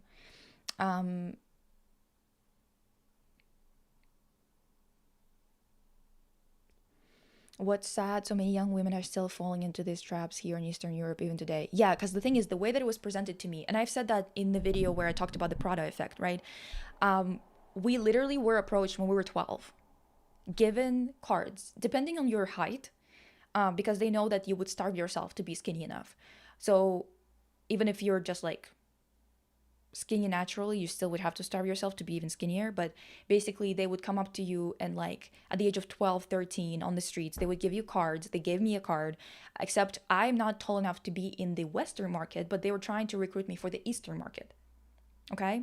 And yes, some people did succeed in terms of modeling, but even those that succeeded oftentimes still had to deal with what? Exploitation, SA, other things like that. Thankfully, my grandma was like, no, this is some Western bullshit. They're trying to fucking sell you and buy and sell you outside of the country because they know they can take your passport and it's going to be that on that. And she was right, because that happened to my friend. And if that's not important to you, that's not important to you. I don't give a shit, you know? Like, it's important to me because it pertains to my people. If it doesn't bother you and you think it's more important to give a fuck about someone who wants to be on fucking OF, whatever. It's your prerogative. Maybe this is your people and this is what you're worried about. Not my business. I'm more pressed about those that are exploited and put into this position. I don't give a fuck about those that are in it for the love of the game. They can do whatever they want. They want more workers' rights and whatever, great, because that will protect them, whatever. They are not the ones who are suffering the most in this situation, so they're not my priority, okay? What's that? So many young... Okay, wait. About such tone, I hope you still understand what I tried to say anyway. No, I understand, Crape. Don't worry. We can all speak here, because especially I understand that some people are... what would you call that? They're purposefully obtuse, or they're purposefully misunderstanding things, right? Sometimes people are just like, don't agree with you, like they just believe in racism, for example, and like there's no point in fucking talking to them, right? I believe that most people here, whenever we're having discussions, it seems like many people agree on fundamental things, and we can discuss things in more detail within that, without being afraid that we're dealing with somebody who is committed to harming somebody, right? So I hope that we have that in mind, so we can have these conversations without being like, you know, thinking that having an opinion that might not be the wokest of opinions is like the end of the world. I think having, like, us talking is us learning, and also creating community in real life and here is, and trying to have these conversations even when we disagree is better than having this stupid ass, you know. There are limits though. I do not talk to Nazis. No, thank you. I do not talk to people who are way too behind. Like, if you're way too behind, it's okay. Like, go talk to somebody else. I don't have the time or the energy, and I'm also not like patient enough. You know, there are people who are so patient, they can talk to anybody and deliver this information, they can talk them through everything, and it's just like, not everybody is like that. I'm not one of those people, you know. So sometimes I get like, I'm very much not a saint. It's not part of my name. I'm not Saint Lisa, you know. So do not expect me to be like the fucking the nicest, wokest person in the room. I have my beliefs, and I'm open about all of them, because I do not believe in misleading people, you know, and making them like follow me just because they think I agree with them on everything, because I'm just like quiet and I don't say anything. I don't believe in that. But TLDR, there's an archetype of white non-black leftists that feel very justified in their microaggressions or macroaggressions. With Hassan, it's when he aggravated with his black fans, etc. Probably the thing is, I don't really follow him that closely. So oftentimes, like, my opinion personally with him is that I'm sure, like, there's some things that I noticed automatically, right? Like, I haven't seen him like with the situations with the black fans.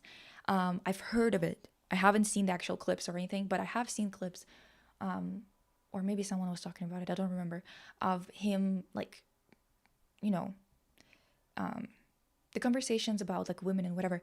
He has his issues when it comes to that. They're not bad enough for him to be like publicly chastised. If we would have been having a personal discussion, I would be having this conversation with him if it was a political discussion. However, I don't, there's like, again, I'm trying to be very careful when it comes to attacking or discouraging people who actually overall are still on my side. Do you know what I mean? You have to be very careful with that, because we will have differences, because we're not the same people. And I've said that before, my goal with whenever I'm like in a group of people and whatever is not to be your perfect representation of whichever person, or to understand, for example, black issues so deeply that I can speak for them and whatever. My priority overall is more, how do you say that? Practical, I guess. My goal, the number one goal, is just to have everyone in the room.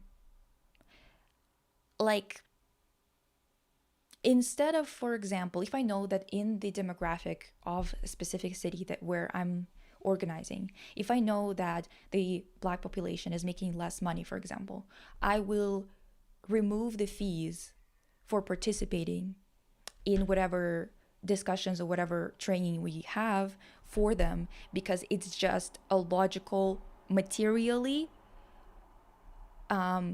inclusive thing to do. Okay? Am I gonna do some fucking like speeches about how like, I don't know, some woke shit, whatever? Probably not, because like, you're gonna be there. You do it. Why am I supposed to be doing it for you? Okay? Like, how is that supposed to make any sense? The whole point is, again, I'm always gonna say that you're supposed to be there. The whole goal is you're gonna be there. I'm not interested in having rooms full of the same people who are not actually a representation of the population, but they are educated enough to speak for everybody. It's like, okay, we need to make sure that everyone has those people who are educated in each group. Ideally, we should educate everybody. But whatever. My mom was almost trafficked by people scouting for models.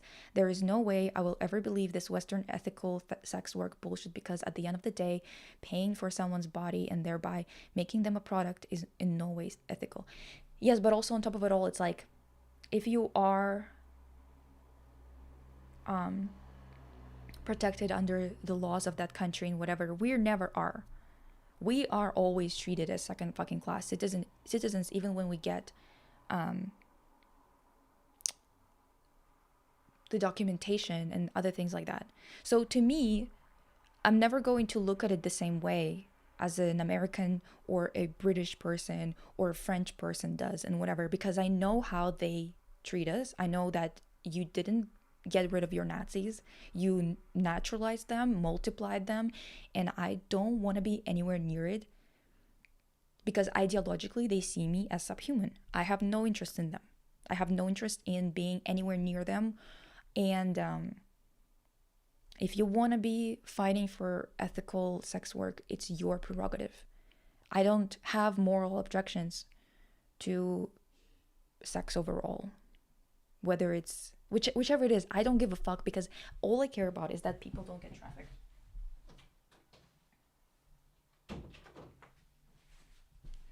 And also, it is just unrealistic to think that sex work is not somehow related to patriarchy, because otherwise it wouldn't be 97% men being the purchasing party and 92% women being the ones who are being sold, or their services being sold. I'm starting to do my own research into politics. I'm Romanian and grew up hearing a lot of shit about communism and how bad it was before I even learned what it is. I find it sus how vilified it is. Exactly. I had the same experience. Like, people oftentimes are like, well, you're Russian. You probably like think of it as good because you were the biggest country in the union, whatever.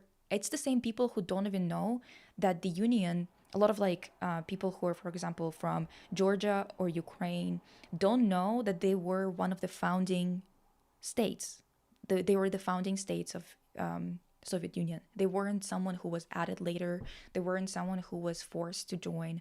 They were the founding states. It's really strange that we don't know our own history, because I didn't even know that. And it's like, bitch, that's your history, and recent one at that. But it wasn't taught to me.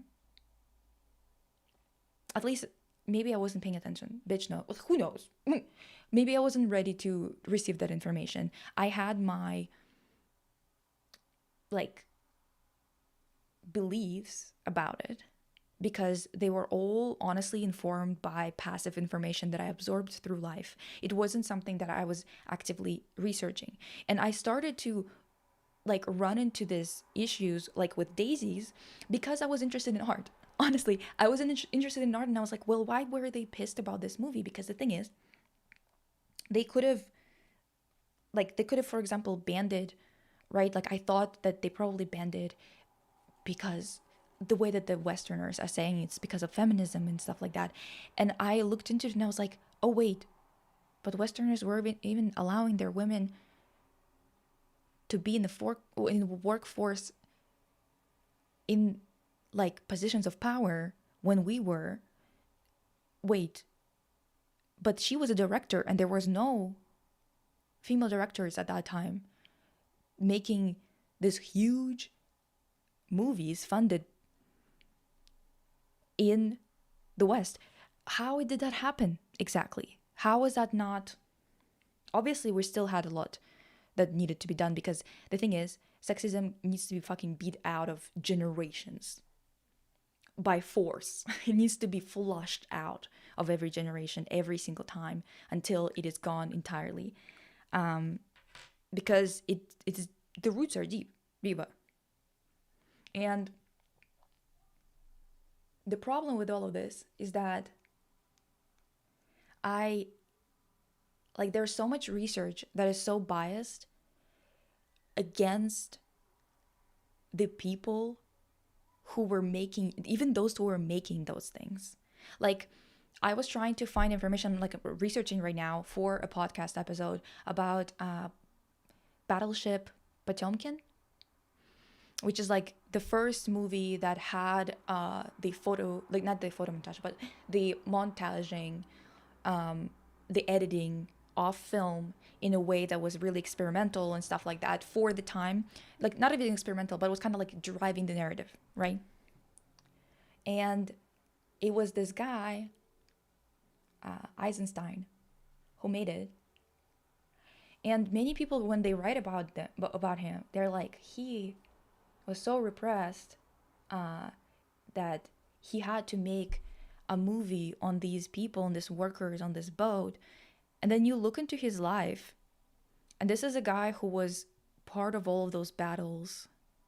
He was one of the main revolutionaries and stuff like that. And they are framing him as a victim, not as someone who was a trailblazer, someone who was creating a future for his people, someone who was fighting for better, someone who was trying to get everyone bread because we were dying in the streets. I don't know why people can't fucking figure out how bad things were. He was one of those people who was making the future happen, and they always tried to portray them as like misunderstood individuals who were like forced to make movies about things that they themselves participated in.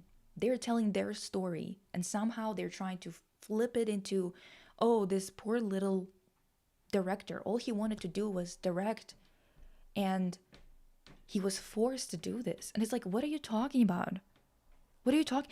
There must have been some people like that, especially like maybe in the 80s, right? Like logically it would make sense because it's so far away from the revolution and from the war. But bitch, he was making that movie, what, in the 30s? The state was solidified, organized, not solidified maybe, but organized and like finally like in place in 1922. Where do you think he was? Not on those boats? Well, he wasn't on that boat because like technically that boat is a story of like concessions and how they but still about workers' rights. And you just kind of go, what is happening? Why is everyone being so fucking disrespectful to the people who actually did so much good for them and for the people around them? Anyway, what do you mean, Sarah Lee? Who are you talking to? Diva. Oh, what do you mean? How is he weird when it comes to black people? I think he has done so much for black Muslim more than anyone else in the USA media. I think Hassan is far left. I don't seem like it doesn't seem like it because the issues he talks about don't seem to exist in your world or impact you. What do you mean exactly? I don't understand. He's not far left. He is Sokdem. That's the left of the right. The very far left of the right.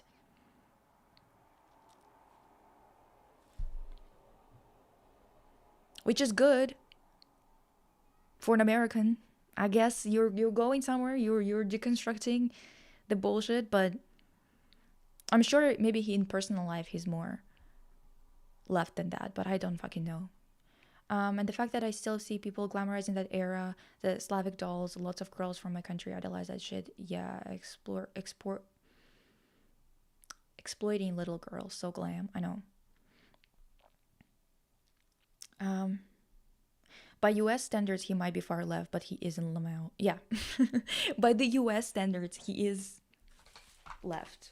But the US is literally has always been a fascist country, so what are we surprised about? To them, you say that people deserve medical care and they start looking at you funny.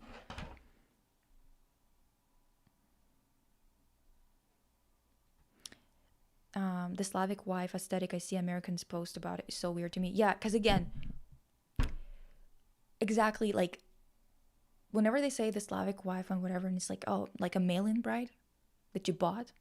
I've met Ukrainian women here who were literally mail-in brides before the war, by the way. An old fucker purchased her from a catalog.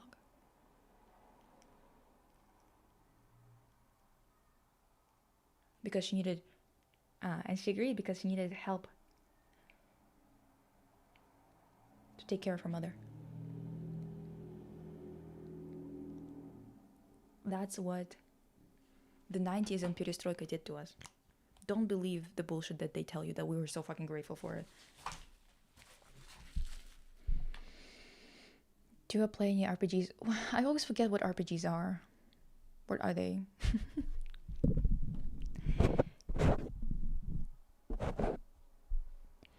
Do I like rap music? Yeah, some. Here in Middle East, Lisa, food is sacred and wasting it is shameful. You'd get yelled at for doing it. Yeah, like it's just kind of like, even if you just like take a little piece and you throw it, your grandma's gonna smack you because like it's just disrespectful. They always told me like how many people worked to create this for you to have delicious food. Even I cooked today and stuff like that. How many people have put in work so you can have this and you just like throw it around like a fucking idiot?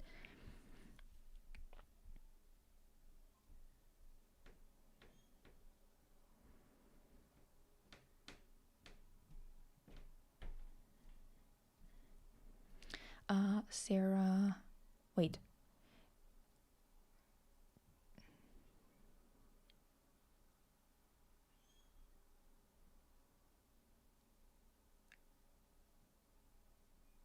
AA versus African shit.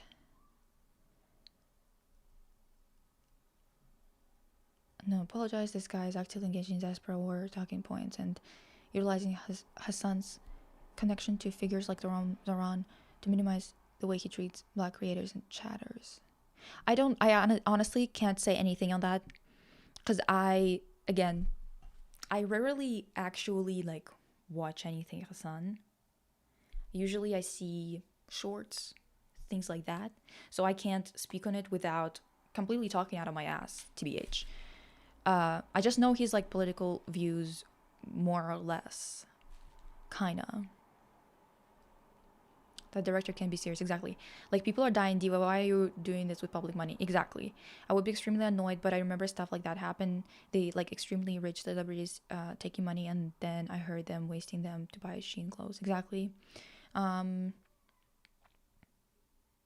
not a guy, first of all, and second, this is not a diaspora war, as I don't even know your ethics or race. I just think the black issue part doesn't seem to make sense considering good things he has. I'm sure there's like maybe some of it. Fuck, I don't know, dude. I don't know. Highliner says I'm going through all of Red Velvet's MVs right now thanks to you guys. Now I have Zimzalabim stuck in my brain. Damn. Did you listen to them before, or is it like your first walk through all of their discography? I hate when people act like being ignorant is feminist act just because women are the ones doing it. Exactly. No worries, as a Nigerian and also as an occasionally chatter in Hassan's stream, we also was also listening in whilst his issue patronizing a black girl chatter, asking him to not take advantage of black people's business. The entire convoy is exhausting and shouldn't be entertained. He's just being obtuse because he's an apologist. He's an apologist of what? Is that like a is it like a specific term? I have never heard like what an apologist, who an apologist is. One time, one of the creators I followed bought and read Elon Musk's book and said that he's smart, and I was like, ew. Yeah, that's an instant unfollow for me. Sorry to say.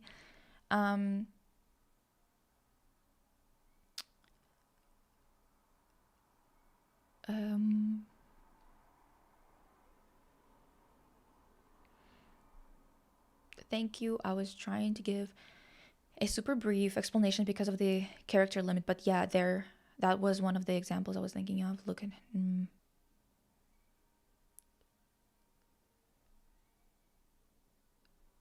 hey, don't yes, it gets so annoying having to bring up to white creators, hey, don't take advantage of black people.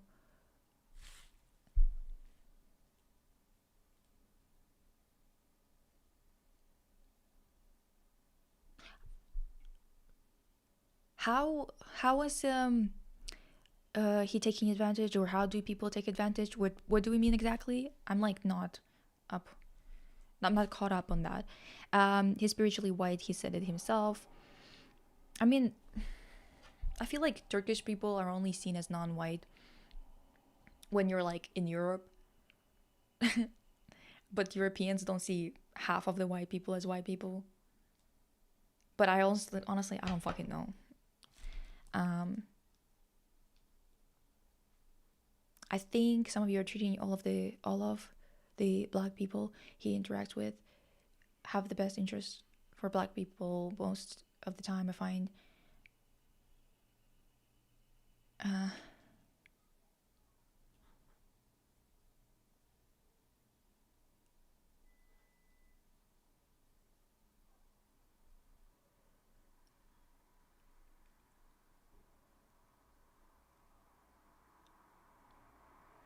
He wasn't meant to escape. Diva.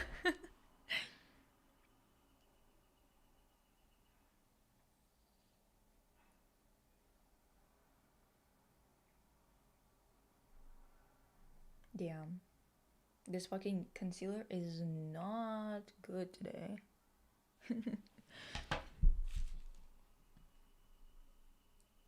What is your political journey? Were you ever liberal or Dem sock or something like that? So I think My, like, when I moved, I kind of realized, like, by context, that it was kind of like it's either you're chill with people, like you support the rights of people and you're liberal, or you have like issues with them and you're like conservative. And so I was like, well, I must be a liberal then. But then the more I learned about it, the more I was like, this can't be right. There must be something else available because both are so fashy. And I'm slowly started to realize that I was kind of lied to about communism, and realized that everything that I was trying to figure out, like, what is my opinion on this? What is my opinion on that? And I was like, well, who agrees with me? And then every single time I was looking for like whose ideology aligns with mine, it was always Marxist Leninists. For years, I was calling what Marxist Leninists call material reality, or wait, material reality, I think. I was calling like material conditions, or real tangible reality and stuff like that. Like I was just like using these terms that I just kind of pulled out of my ass. And then I realized that it was already like it already existed. Which is convenient. Because you're like, oh, so like there are people who already know what I'm talking about. So then I started to read books that weren't like, I would check who made those books. And then, for example, if someone was like telling me to read somebody, I would go and check that they weren't like kids of Nazis and stuff like that, because I realized that a lot of people, they will recommend you, like for example Ayn Rand, they like love Ayn Rand here, or Ayn Rand, whatever the fuck. And they were always like, yeah, she's like a Russian author, you should check her out. And I checked her out and I was like, that's a fucking Nazi if I've ever seen one. Turns out people really love her here. I'm not surprised. You know, of course they do. They have fucking monuments to Nazis here. Which is insane. Anyway, what do I think about spirituality? I think you can indulge in it if you want to. However, you have to be very careful with it, and especially when it comes to your decisions or your opinions about how the world should be run. I think you have to be deciding these things based on reality, the evidence that you have, like what is the best approach outside of your religion, like, or your spiritual beliefs and whatever. Because a lot of people, for example, believe in like divine feminine. I can't be fucked to believe in something like that, but if you do, slay. As long as you don't bring it into the boardroom where we decide on the rights of people and stuff like that. Whether someone, you know, role-playing games. Every single time I forget, but then I'm like, isn't all of it role-playing technically? Yeah.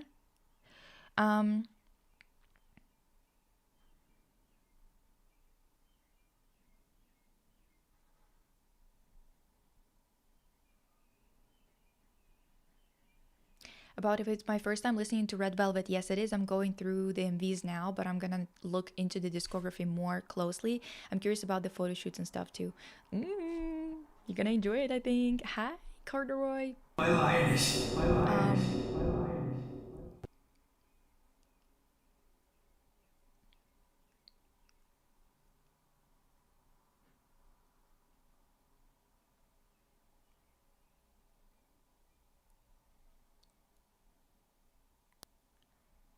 Yeah, Turkish people are seen as others, and I'm like, they just tan. Yeah, I know, right?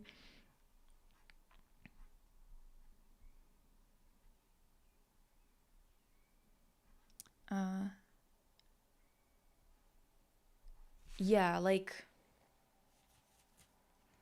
I can't I'm not gonna tell you like whether you can or cannot be religious. Um, but or spiritual or whatever the fuck, right? But we cannot be making decisions based on that. For example, someone might be against abortions personally because of their beliefs, like their religious beliefs. However, when we're deciding what to do legally, what is the best option outside of morality, outside of your personal beliefs that are based on your religion or your morality, the best way to go about this is to have abortions available. Yeah, because otherwise everyone dies and everyone's bodily autonomy is violated.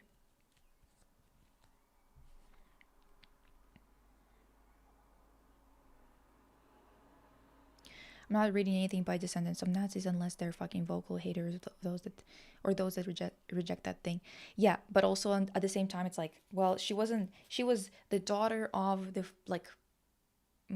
of some Russians that were owners of all pharmaceutical production in the empire, in the Russian Empire. And they didn't want to, they went to St. Petersburg University, and she didn't want to sit in the same room as the dirty peasants. So she got kicked out of the country. I would have just shot her, to be honest, but they were nicer than me.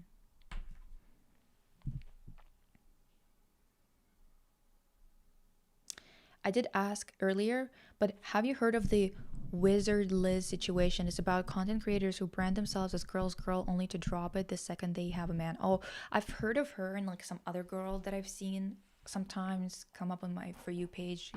They kind of don't really come up on my For You page that often, but I've seen, not the Wizard Liz, the other girl who also did the same thing recently.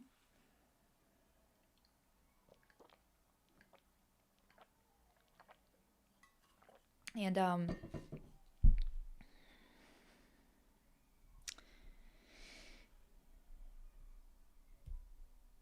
yeah, what do I think of them?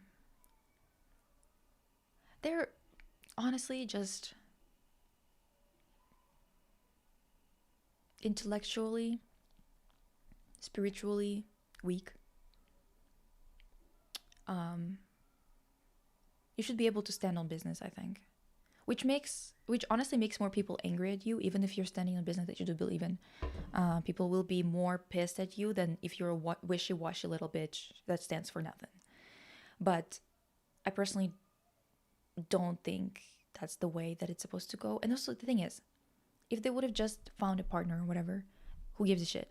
But the way that they talk about things, the way that they're approaching it, the way that they build their following, the way that they treated other people based on what they were doing, and then them doing the same thing is insane. Like, if you're gonna be giving people advice, you have to be able to follow it yourself, right? At the very least. Because telling people to do one thing while you can't do it, honestly, kind of nuts. But also, like, I really... Oh! Lip gloss. I really don't get people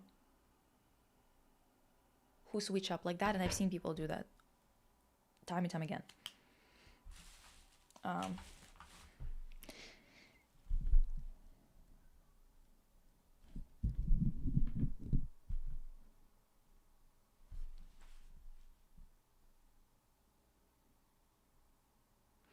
I feel for her, but the fact that she went after that man's ex who outed him as an abuser was so insane. Oh my god, see?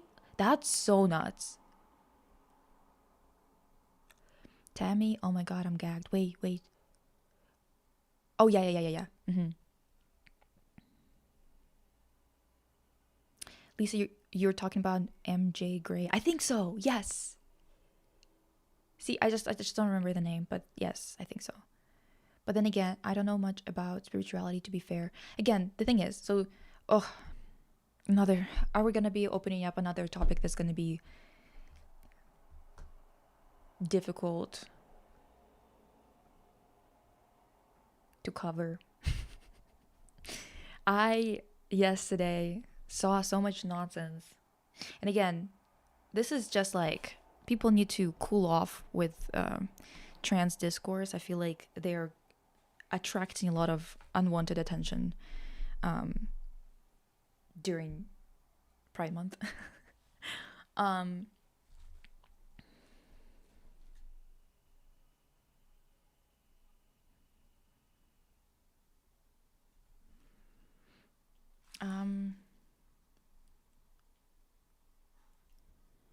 with MJ, I don't even give a fuck about the marriage. It's the fact that she was against overconsumption and capitalism and disregard a rich man. Oh, yeah.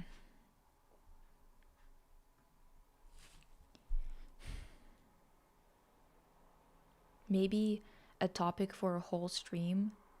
Do you mean like next stream, or do you mean like it's a topic for the whole stream that we're talking about? Like today is just like a lot of difficult topics are being discussed. Am I being really choppy for you guys too, or is it just on my end? I do find spirituality and religion to be different. Spirituality is more like connection to one's consciousness. Like, I think my therapy is a form of spirituality in some ways. I watched a foreign live as I knew little about her, and he showed a video of her saying capitalist rhetoric, and I wasn't very surprised that she was a staunch capitalist as well. A foreign live? What's a foreign live? I remember thinking Liz High's high value act was fake, but then blaming myself for not believing her because I was insecure. But now that I'm finding out, well, the thing is, I would never refer to myself as high or low value because I'm not a thing. And I'm not in the same market as people who refer. I'm not in the market in general.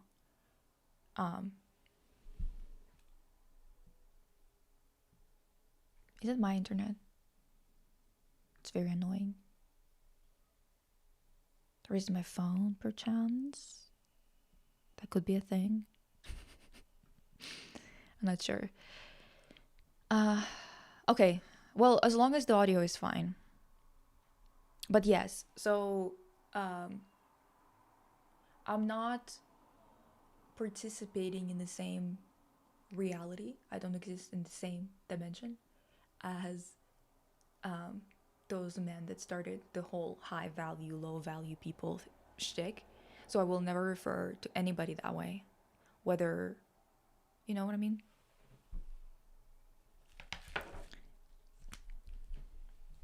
Is it overheating?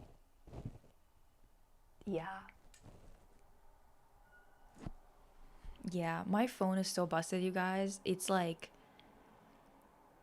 I think it's like 7 years old. I try to use technology until like its last fucking breath. So it is real fucked.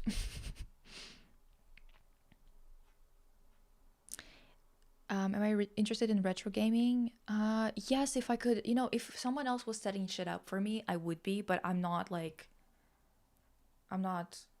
into trying to make it work. You know what I mean?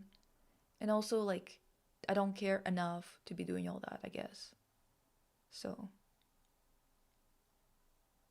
Also, this makeup company, I guess because I talked about Chinese brands, they like reached out to me, but then they're like, make a dedicated video for us, which again, even with my low views right now, a dedicated video is like $1,000.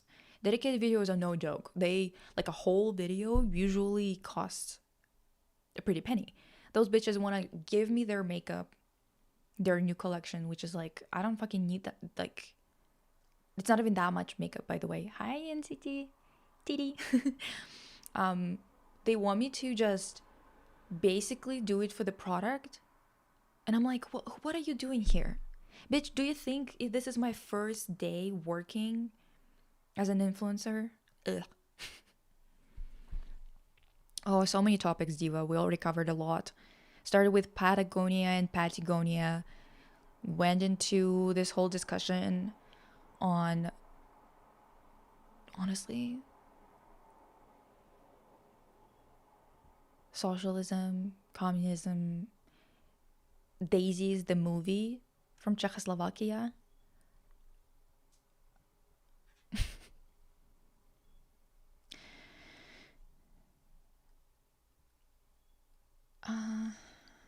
Yeah, referring to people like products with terms like high or low value never sat right with me. Yeah, it's fucking weird. Straight up. Like, why are we talking about ourselves that way? Foreign in a foreign land, Foreign Friday is a YouTuber. Oh, okay. I haven't heard of them. I don't think it's just you. My phone is also laggy. Fuck. No, the ice and the child situation is insane. No one deserves that, no matter how fucked in the head with her weird values she is. Who called ice on her? Foreign is a YouTuber who hosts lives talking about online situations and how they tie into current social issues. Okay. I'm back and feel like I'm doing my makeup with Lisa. I don't know. I honestly really like doing makeup on live. I could do it before, but I don't know. It just kind of feels right.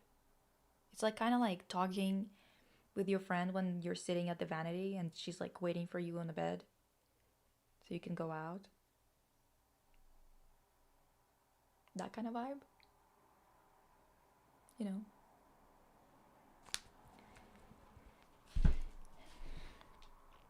Totally unrelated, but would you be open to reviewing fashion and games, kind of like Winx Club Comic 1? Yeah, but maybe live. I'm really tired of editing. I'm gonna be real with you.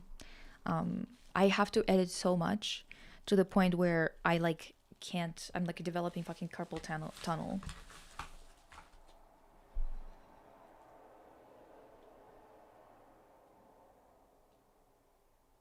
I don't know how many people can participate in retro gaming, TBH. Basically promo for free. Yeah. And I'm like, Diva. And they're like, okay, so a segment in a video and also a dedicated video. Oh, so something that would something that would cost you 2,000 US dollars. You want me to do for free? Okay. Hey, Linuses. From now on, I'm also in the looking for a job gang. Luck to everyone going through job hunting limbo. Diva.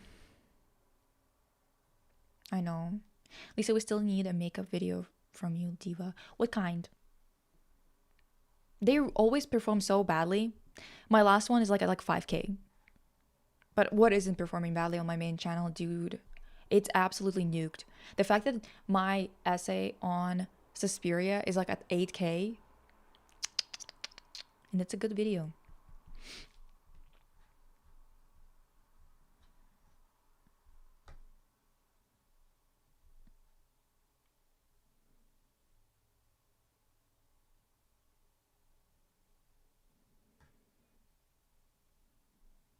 Melita, him calling eyes on her.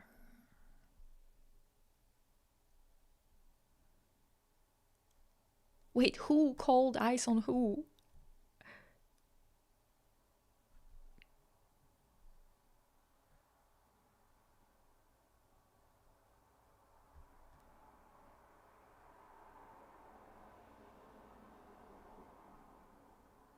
Yeah, I'm really worried about how this summer is gonna go in low income countries, but also I know that a lot of people are gonna die here too. Because in Canada we don't have ACs in every house, and we always have a lot of casualties, a lot of mortality. Like the mortality rate is through the roof on the days when it's really hot. Game fashion would be slay. You could even cut out the live if you wanna make a main vid. Oh yeah. not mean to judge him for having a criminal record, but if his exes are accusing him of abuse and he has primary custody, it's scary. The wizard Liz ex called eyes on her. Oh! Well, that's crazy. It's really pissing me off your videos aren't getting much traction.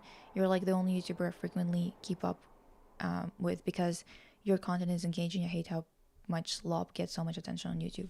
Yeah, that's why I'm like moving into lives, because at the very least I'm actually interacting more like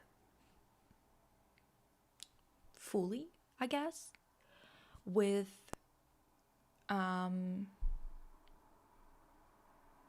my audience, right?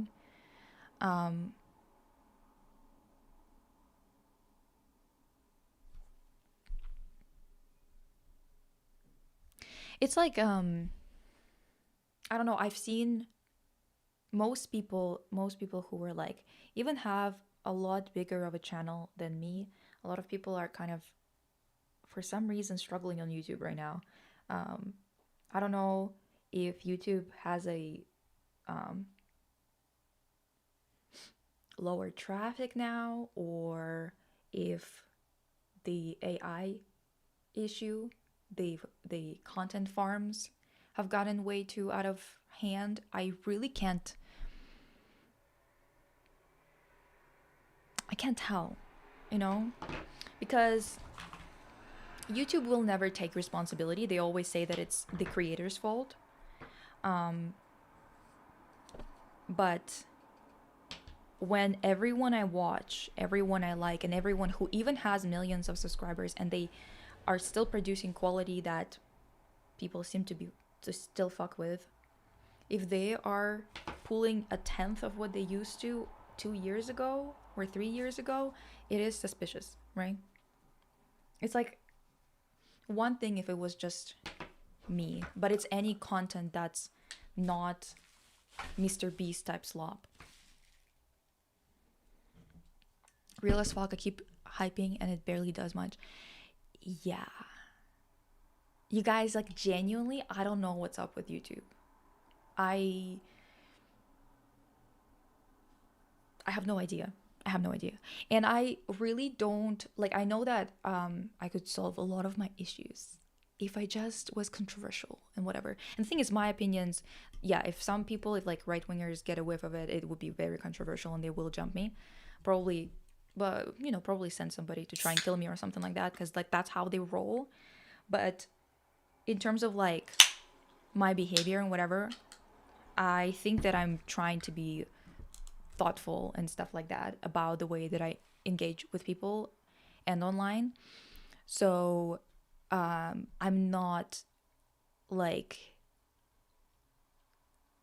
a drama generating person, because I don't really talk to people I can't stand, and that's the only people that I would have like explosive type of drama that would generate attention. And I don't really want to be doing that, but it seems like the internet has changed so much into the rage bait category of everything. Like, it's kind of crazy that we used to have like a lot of channels that were really big that weren't for kids, or that weren't like Mr. Beast type shit, right? That were, for example, makeup videos where, yes, it's consumerism and stuff like that, and it's probably like the why a lot of it went down. But I don't think that it's the reason why we don't have these channels this high up anymore. I think a part of it is just like only rage bait is doing something. Like, I remember like my videos was kind of like pulling like 15 to like maybe 20K on like a video where I'm like talking about, for example, Teen Wolf. And then I posted a video shitting on Elon Musk and Mr. Beast, Trump, them, you know, the right-wing freaks. And the video started like it suddenly started to get a lot of views and whatever, but my entire audience was just like people I don't want anywhere near me. So I was like, fuck.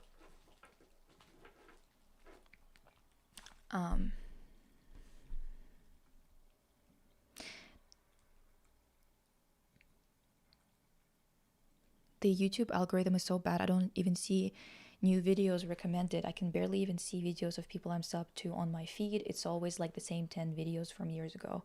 Yeah, I mean, it's really, really weird. Like, I would watch a video, just one video on some topic, and then my entire For You page is just like that topic, but really low quality videos and a lot of like slop. A lot of videos that are just like not, I don't know, dude. It's really, really weird the way that YouTube is right now. I mean, I really don't know. Like, it's kind of a bummer because it's like, well, I've put in 5 years of work just to end up where I am now, which is like, my videos are not even shown to my own audience. And obviously, you're not gonna be like always popular, or like every single one of your videos is gonna be like high performing or something like that. It's not how it works, but it's really weird when you consistently get the same shit from your audience, where they like see a video of yours, one video out of 20, and they go, oh, I thought you stopped posting. Now I go and check your channel and like, I don't understand why I never saw your video. I even have the notifications on. And you're like,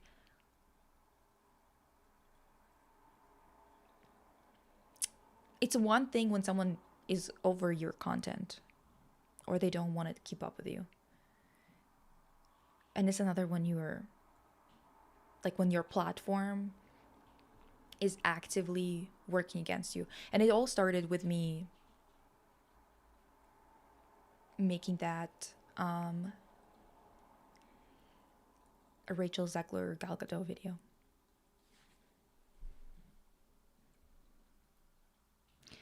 I like the discussion type lives a lot.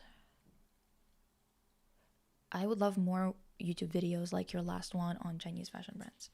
Crave, I don't know the game, sorry. The YouTube rabbit hole is gone now.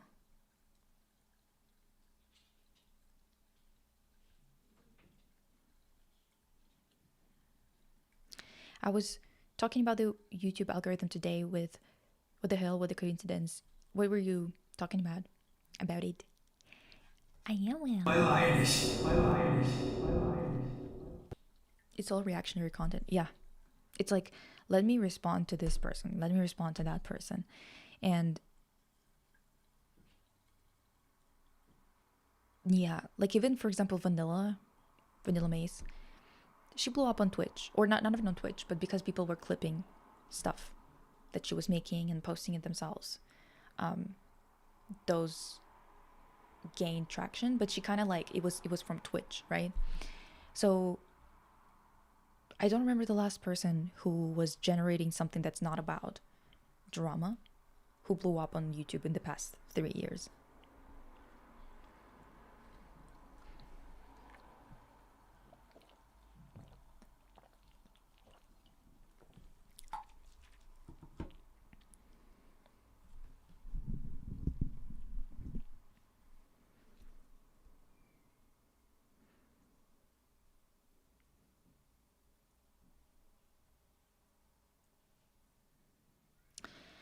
That if you watch one video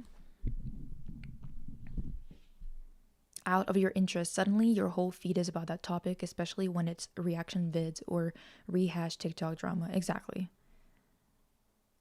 It's like academic topics, too academic for YouTube. They're not gonna do well.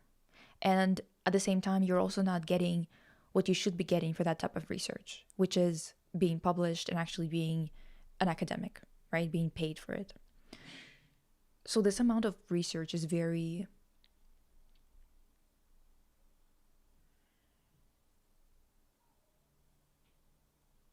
it's a lot to do for $30.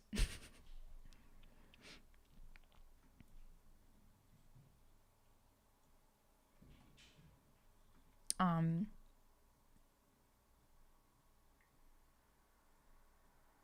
Off topic, but when I met my new supervisor yesterday, he was so kind to not only show me throughout the whole building, but he also brought me free coffee.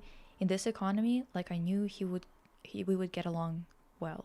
I love that. It's so nice when you like enjoy people that you're working with. It like makes everything so much better. Oh, oh, for a second there, I thought the chat was cut off, and I was like, fuck, the entire time the chat was cut off. No, it's fine.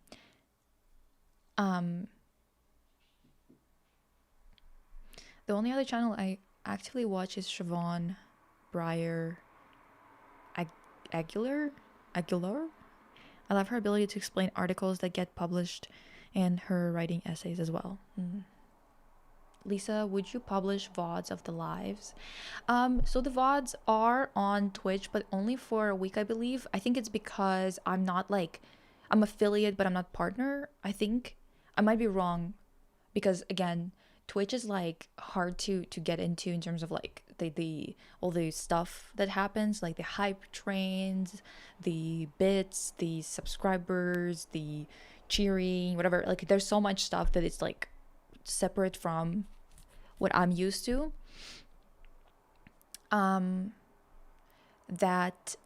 I'm not like 100% sure, but I think the VODs are only on my page on Twitch for a week because I'm not a partner, I think.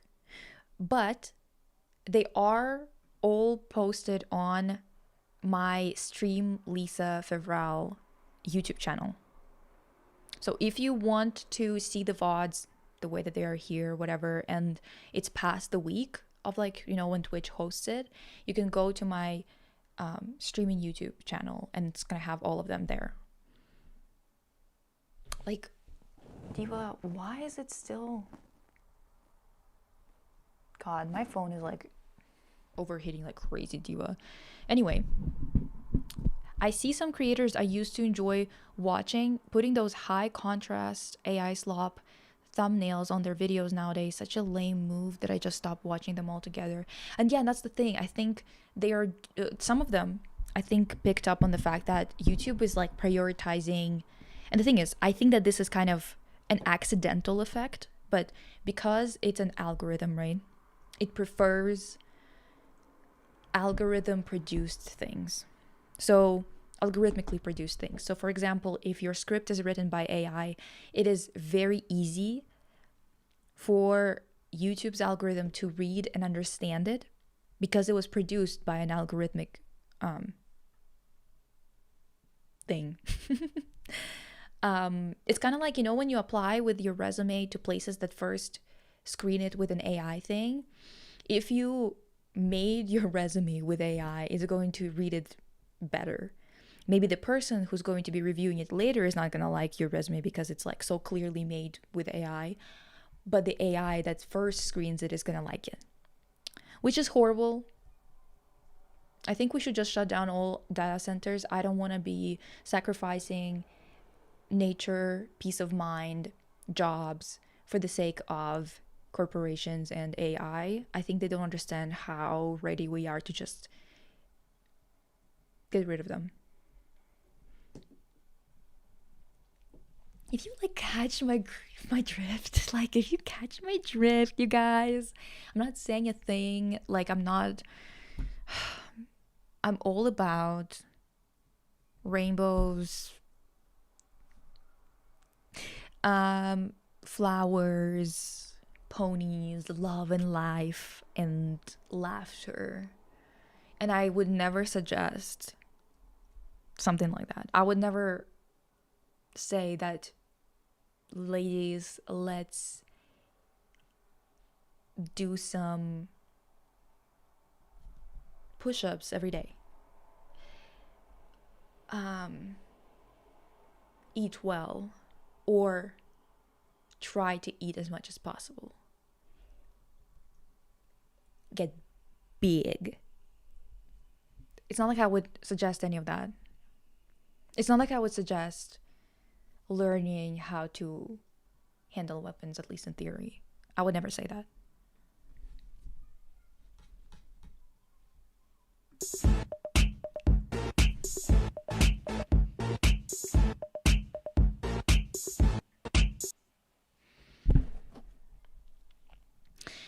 Most of the creators I watch are content creators who break down Black American films and media. Some of the videos are long, but not all of them.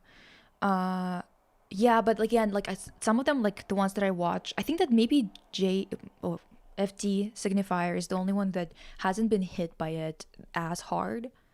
But even he, I feel like he has been more like in the copyright department, but his performance is still fine. But a lot of content creators that I watch who make worthwhile shit. I like FD's videos. They're really, really good. But a lot of other people, I'm like, love of fuck. Like, they're all getting less than they should be or that they need to be getting to continue to make this. And I'm like, every day I'm like, damn, there's gonna be nothing left for me to actually engage with without having to pay a shit ton of money to actually engage in this thoughtful conversation. If this is how things are going to continue, because I don't think that they would be able to afford to just like keep working on these things.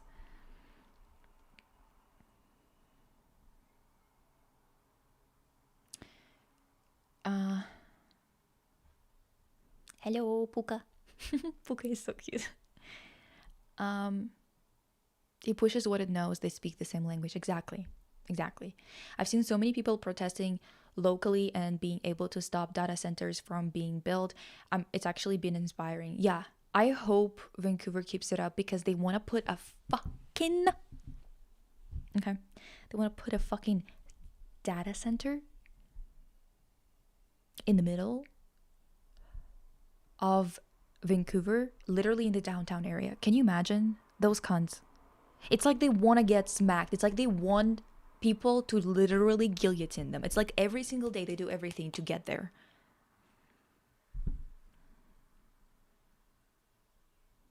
Society could benefit from having more military muscle mummies. Also quite a radical film. Which one? Okay. Let me see what the hell is up with my phone. Like, diva.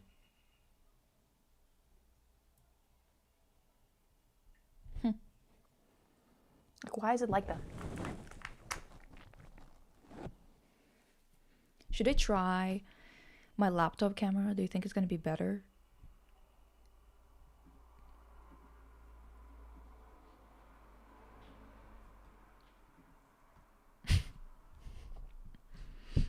Yeah, see, it's my phone. It's completely fucked. Now you can see how this sausage is made. Sorry for saying that like that.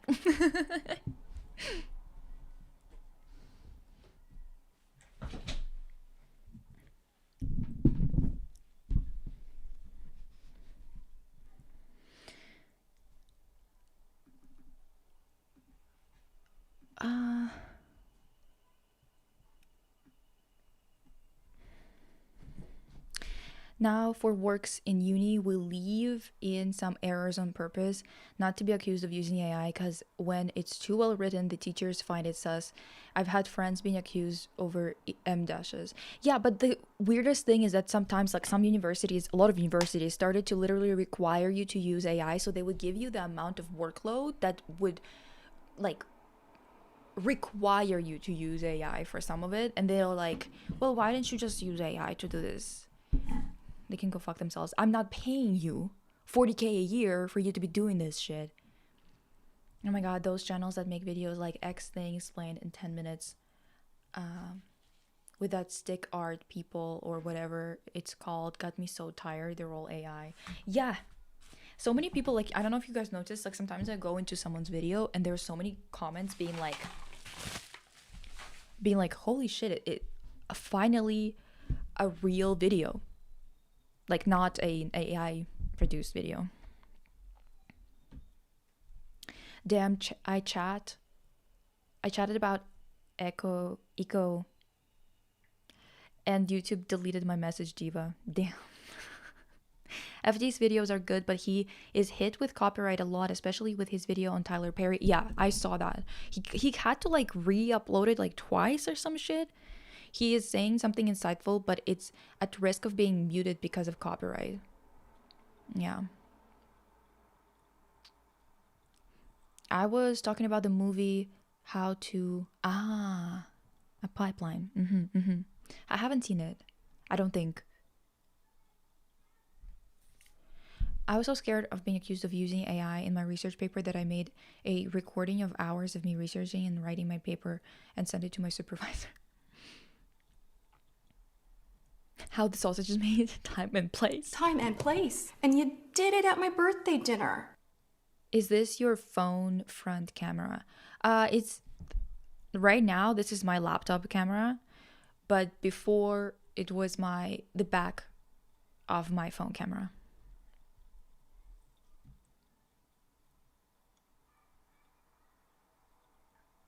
You got an AI voice ad talking about cat?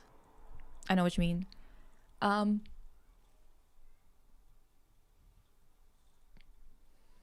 You know what I get?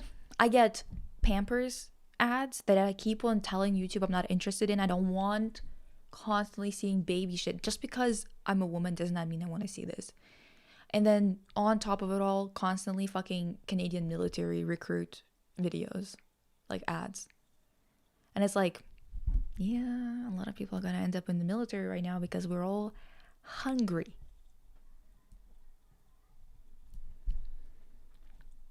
Also, I feel like YouTube knows I hate AI and keeps feeding me AI ads even though I report them. As you should, Diva. I don't know if you know who Tati Westbrook is, but she's an OG makeup YouTube who just used AI to promote her new juice. Her new juice. I know who Tati is because... Time and place. And you did it at my birthday dinner. It's like, no big deal. Like, sucking dick and cock. Like, I'm just like, oh my God. But AI to promote her juice? Juice, Diva? What the fuck is it about? What the fuck is that about? Juice. What the hell is juice? Am I too foreign for this? Am I too foreign for this? I don't understand.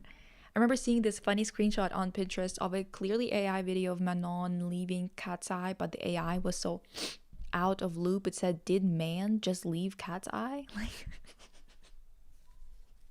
yes. Diva. Also, I feel like YouTube knows I hate AI. Oh, I already read that. Sorry. I have a friend who had a teacher on parental leave, and they replaced him with AI instead of hiring somebody. The homework was talking with ChatGPT and winning an argument.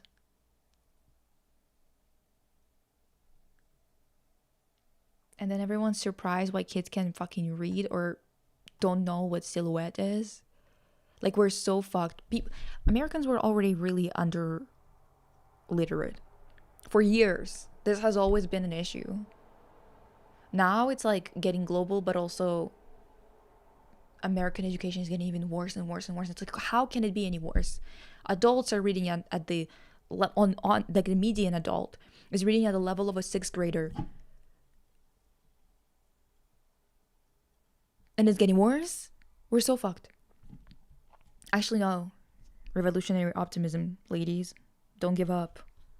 As Katie said once, lift up your head, lift up your heads, lionesses. Your mane is draping. Oh, by the way, I added this. Rats. This is for empty. Rats. And this.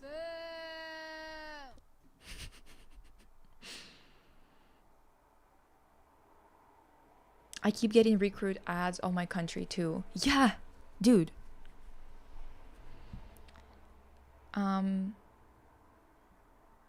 I remember her as a fighter from Dramageddon. It's like, no big deal. Like, sucking dick and cock. Like, I'm just like, so iconic, oh my this God. video, dude. Sucking dick and cock. Oh my God. And you did it at my birthday dinner. Time and place. It feels so refreshing to get real ads nowadays, though. I'll take a Pampers ad over an AI voice anytime. I literally had to switch to Firefox as my main browser and ad blockers because those YouTube ads are out of hand and adblock doesn't work on Chrome. Yeah. It was an AI animation for Go-Go Juice. What the fuck is Go-Go Juice? Lisa, are you more of a government girly than conspiracy girly in the sense of you're more interested, inclined to talk and know more about politics? I'm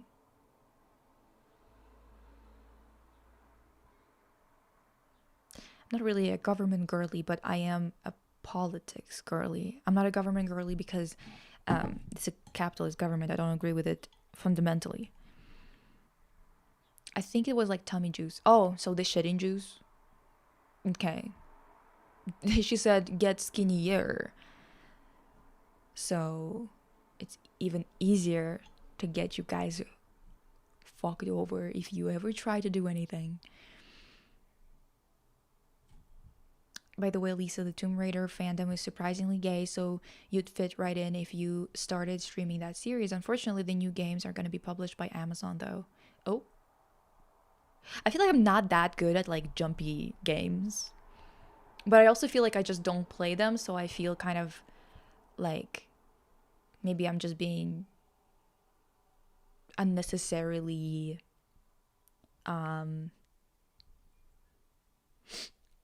what is it called? Like, not negative, but I expect kind of less because of that. I don't know.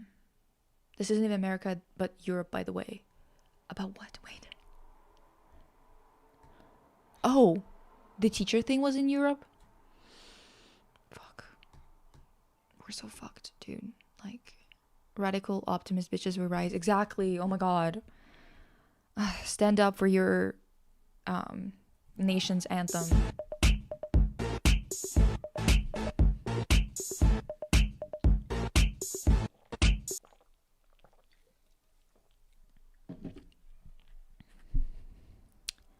If I can share news from my local police and private security are preventing trans women from entering the Congress of the Mexican state of Nuevo León.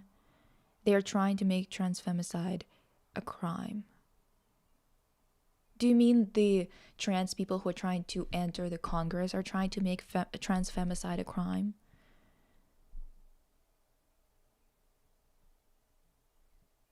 Isn't it still a crime?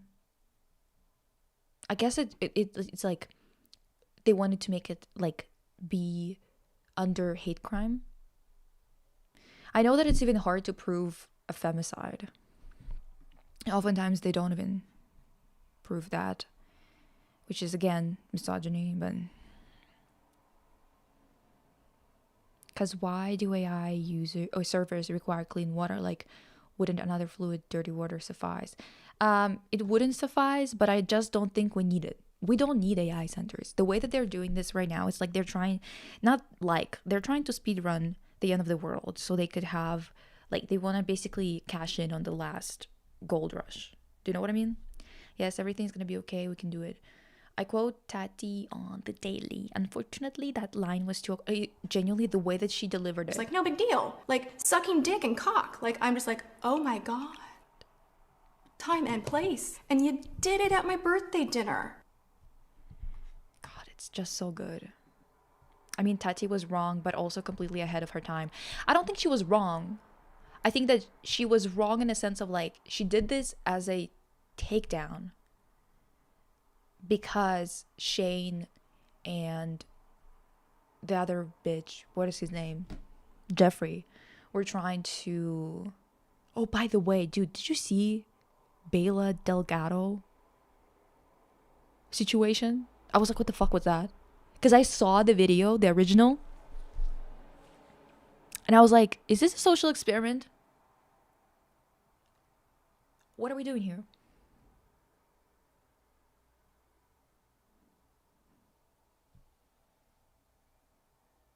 And during Pride Month too. That's crazy. People try to scare I'm gonna lose my job to AI. Yeah. I remember a video talking about inappropriate ads and how some people get them when watching a lot of gaming and tech content. Seeing as a lot of minors watch gaming content, it's scary. Yeah, exactly. Also, I put blocks on my channel. I don't know if they work, but you can like block certain ads on your channel, and I have blocked any gambling, substances, alcohol. I think those are the ones, but especially gambling. That one was pissing me off. I'm like, no gambling ads on my fucking shit. I don't know if it works, but I did put that in there anyway.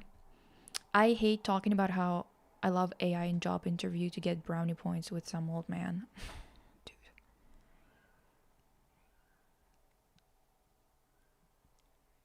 You want to hear me thirst over Lara Croft? We'll see. We'll see. Maybe she's not my type. How would you know? Or is she just like Ellie? Is that what it is? God. You will never see my liked on TikTok. Because the fact that I have videos that literally only have like 80 likes on an Ellie edit and I've seen it is insane. Like that's just, I guess at this point well now you know. It's ridiculous. Ugh. Everything is gonna be okay. Maybe perhaps Linus. I saw they're building an AI data center in India. Holy fuck. What are they thinking about? It's 47 degrees there right now. Did you just say take down, Huntrix girls? I don't know what that means. Who's Bela Delgado? Yes, with Bela rebrand, I have nobody to talk about this with. You have me, baby. You have me. Yeah. So, okay, so you know Bela, yeah, you know Bela Delgado. Okay, so it was like this. I don't even know how to address them now. I guess this guy now. Fuck, I don't even know. Basically, this person who was identifying as a woman but were AMAB. By the way, I mean, I don't know. They always had really good, not good takes, funny takes, okay? Some takes I did not fucking agree with whatsoever. But they were always funny. Like very quick-witted, funny in the sense of like sometimes their takedowns were just like so deliciously elaborate, you know, in the wording department. And they like he deleted, I guess now, all of their videos except, fuck, I can't, I'm like literally naming every fucking pronoun in the world. At this point, I should just like whip out Caesar or some shit. Cause like, fuck, I don't know. Like, I can't believe that it's real. The Nikki video was absolutely amazing. I should pull it up. Wait, let me pull it up. Let me pull it up.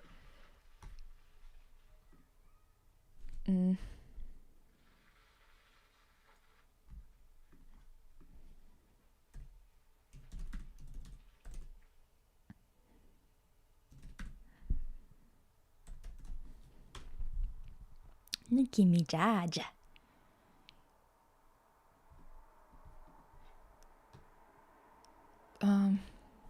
Where's that video?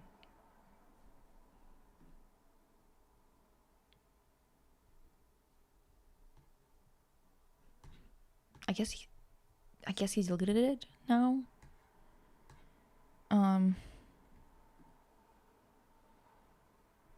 Currently unavailable. Does anyone have it? Okay. I don't know. Diva, let's see. Let me put it here.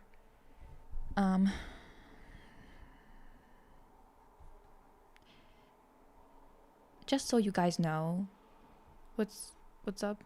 For those of you who have never seen them, window.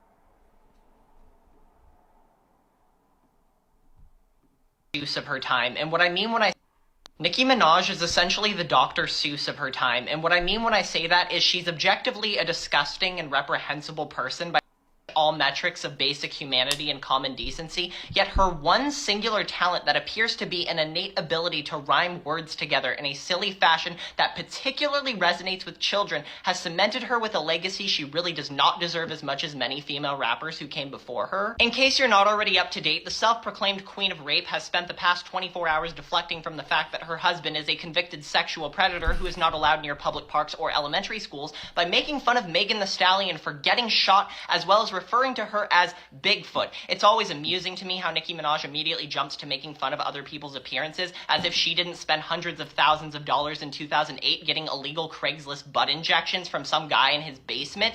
And not just that, she lied about it for 10 years and only confessed after her ass cheeks were visibly deflating in public and everybody could already tell. And listen, I'm not at all reveling in the fact that she's a terrible person. I was a very big Nicki Minaj fan growing up. Ask anybody who went to middle school with me. I loved her so much I would defend her to anybody who would listen. I saw her doing that, I'm gonna put her in a and I was like, finally some real music. However, around 2018, when she started intentionally surrounding herself with sex offenders, I kind of fell off the wagon. She was announcing her associations with them faster than she was dropping new music. And it's always especially humorous to me when I see Nicki Minaj as well as her fans attempt to defend her by saying, you only attack the men she associates with for being sexual predators because you don't have anything on her. I beg to differ, Barbs. Because not only are we talking about a woman who once gave a lap dance to a 13-year-old boy, we're talking about a woman who once made a song with a then 16-year-old Little Twist, in which she says these lyrics. In conclusion, yeah, she's going to hell. Let's hope all that silicone doesn't release too many toxic fumes while she's burning. So, Nicki Minaj is essentially the Dr. Seuss. that's Bela. And listen, that's what I also thought. Because, okay, so the Bela rebrand would be believable if they didn't put their name as Top Her. Also, the way they posted in Pride Month, I don't know, I don't believe anyway. That's the thing, I was kind of like, show us your likes TikTok right now. No! It's literally just like political stuff and just a million Ellie edits. I don't want to talk about it, you guys. It's ridiculous. It's ridiculous. Because I don't even agree, like, with her. Like, not her killing, like, 300,000 fucking people. Like, I don't agree with her, but goddamn. I don't want to talk about it. This is too embarrassing. Now, we need to... see your TikTok likes. We gotta see the Ellie receipts. Listen. Who said that? Also, if Bela or Christopher or whatever is joking, I don't think the joke is tasteful in any way. That's what I was gonna say. If they're for real, then I'm so sorry for them. I hope they find inner peace and stability. Yeah, because, like, joking about being religiously brainwashed and going through conversion therapy, I don't think that's funny, lad. But the music that's been released is so crazy, to me at least, that I'm like sitting there like, that can't be for real. Oh, the girls from Demon Hunters, yeah. I mean, like, it can't be right?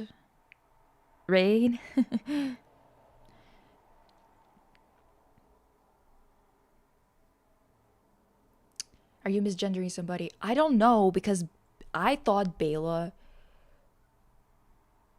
Well, Bela said before that they identified as a woman. Then, now, Bela is Topher and a man. but it's so suspicious the way that it's been done that I don't fucking know anymore. I know Bela from their Barbie reenactments. I know they removed their TikTok after the Nicki video, and I saw them on YouTube. Yeah. I noticed Bela Chris deleted their YouTube not long ago after their Hannah Montana video, and I was like, what's up? Yeah. Both men and women and non-binary people of all gender appropriations and the pronouns. Everyone. All gender appropriations, you guys. Everyone is included. Not the Rihanna quote. Do you guys think Bela is gonna 2012 Tumblr Cole's browse us? That's what I was thinking about when I saw it. I was like, is this a social experiment? Is this a social experiment? Because that's just so weird. It's just like, I don't understand how this happened.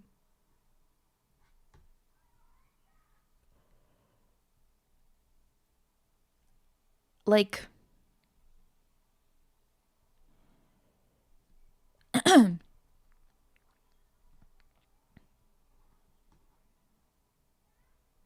reminds me of when I had Instagram, all of likes were French people speaking in gay porn, sometimes diva. No, because why do I keep getting Nicki turning point ads? Oh my god. Nicki.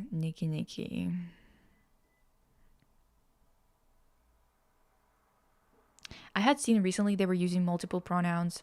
Yeah, okay, so before the Topher video, it was like Bela were saying she, her, they, them kind of thing. As far as I remember. I don't know. I just don't understand. Like, was that for real? I was just like sitting there like, that can be right. What in Lohanthony is going on here? Like, and then during Pride Month, bitch, the fuck? I don't know. It was weird. I still have no idea who we're talking about, Diva. Who is this pronoun person? Okay, so basically, was an AMA person identifying as a woman or non-binary. Kind of either or. Divas, I'm very sleepy at this point. Have a good rest of the stream. All European lionesses, good night too. Yeah. My lioness. And I saw a video come up on my For You page of them being like, it's just like, I think I was wrong and I have accepted my manhood and I'm part of the church and whatever. And it's like, what the hell is going on all of a sudden? That kind of thing.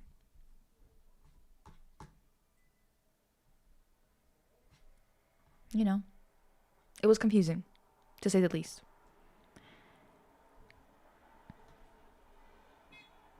I know, this is like, just like kind of like a bit of I don't know, maybe it's a joke. Again, it's just so weird because the way that he wrote Topher was like T-O-P and then capitalized H-E-R, which is like top her. Which is like, are we joking? Are we joking? I don't know. Lisa is so funny when she's afraid. Why is this reminding me of Ollie London? Because it's like very, like you can't figure out whether they're being for real or not. It's just like ridiculous. Bela Chris released a song called Peter Griffin Pussy or whatever. So my initial thought was this is a marketing song. That's what I thought too. Because like, dude, it's literally Their channel is still there. It's just tow for now. No videos.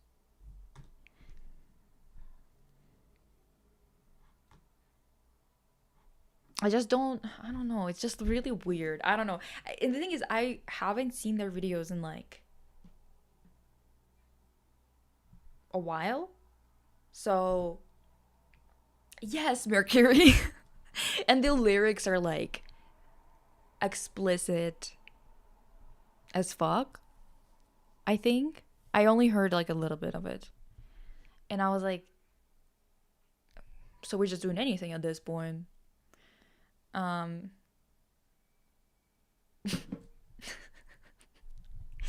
can't believe this shit for real.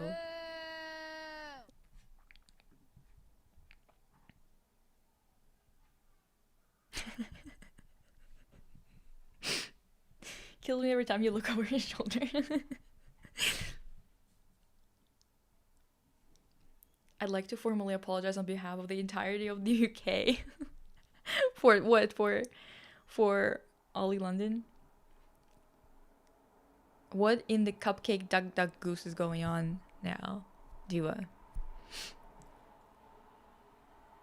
I really wonder if this is a joke, how he'll come back from this. I think he's going to like alienate everyone who was in any shape or form a supporter. Do you know what I mean? Like anyone who was taking them seriously at any point and was supportive of their identity or whatever, I think they're all gonna be very pissed if it's a joke. You know what I mean? Which is just not smart.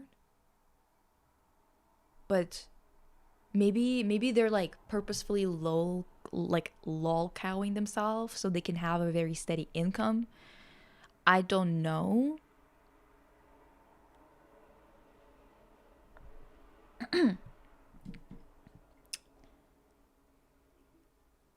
Yeah. I don't know. I don't know. It was really weird. It like took me aback. I was like, what is happening exactly right now? What the hell is going on? My pronouns are she, her, not them, because I'll never be them.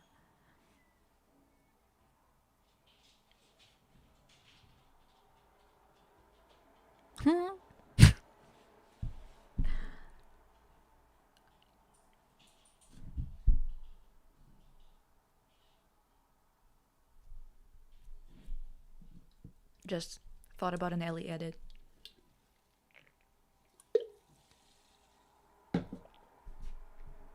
Yeah.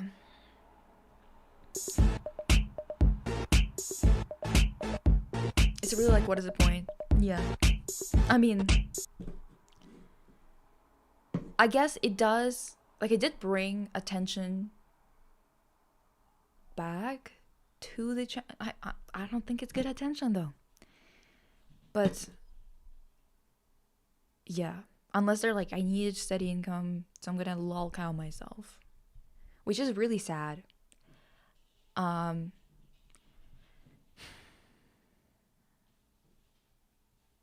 You know, if it's real, I'm very sorry for him, but it's way too comical for it to be real. I know, it's just,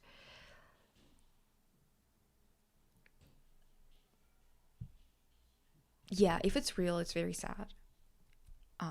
And weird. And yeah. Because the thing is, if transition was not for them, whatever, that's totally fine, right?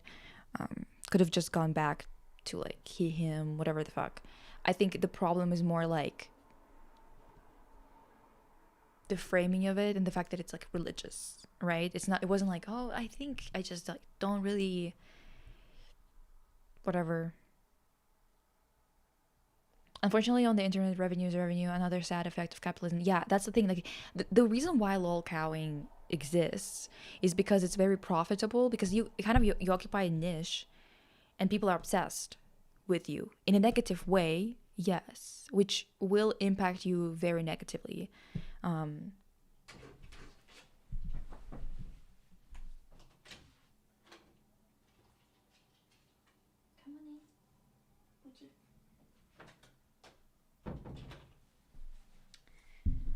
Um,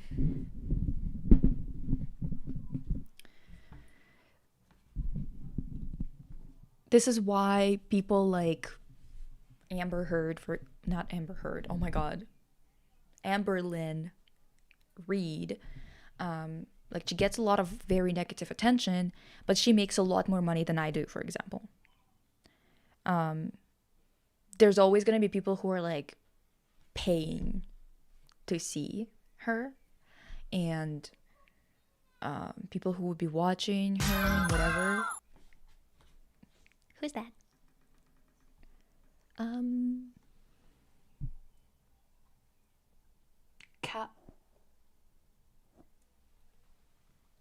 Caps like? Fuck, I don't know. I missed it. Let me see. Capsulico? Capsulico. I always come across your YouTube videos and now I came across your Twitch. Hello. Oh, hi.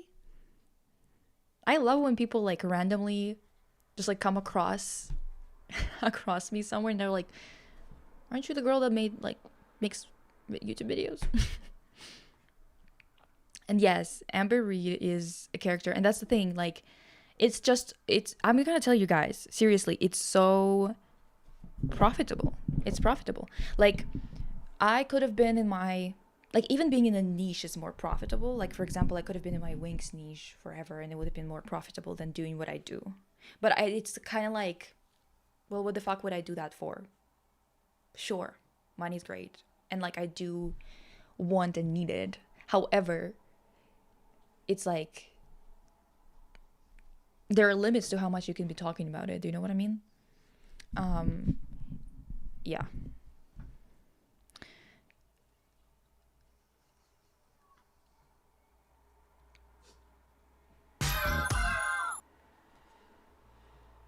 Oh. Kitten Mittens. Hi, Kitten Mittens. I got like 10 of your videos saved. Oh my God. I love that. It's really nice to hear because I like, that's the thing. After so many years on YouTube and like making videos, even when I was like going through chemo and stuff like that, it has become like a big part of my life. But then it's really weird to be at a point where YouTube has been real weird in the past few years, and seeing even people who are so much bigger than me, who I've been watching for a while, who I even know, some of them, and all of them struggling with like a sudden drop in views and whatever. It's a really weird experience to see people kind of adjust to YouTube constantly, and YouTube constantly throwing this like curveball at everyone. And I think I honestly don't really want this to be my main gig. It's just the economy. It is what it is. Do you know what I mean? Like I do enjoy making stuff. I do enjoy doing research and then putting it together and whatever, and doing some silly videos too, or like deep dives into things that other people never made a deep dive into. But it's still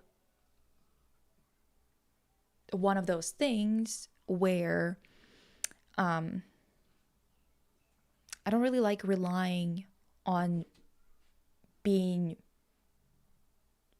popular or relying on being everyone's cup of tea, that stuff, you know? Yeah, it's been weird across the board, especially on TikTok. Yeah, it's just so strange. TikTok right now, like as soon as it got bought, it got weird. It got so weird. Everyone I follow suddenly, like I don't really post on TikTok that much. Hello Lisa, I love the pod and your YouTube videos. Hope you and my assistant are doing well. Oh my God, hi. Yeah, we're doing well. I'm editing a video right now of us reacting to Barbie Diamond Castle. So it's kind of funny. Inappropriate again, so I'm sorry to those of you who are really offended whenever it's like inappropriate jokes when we watch Barbie, but little babies rolling around.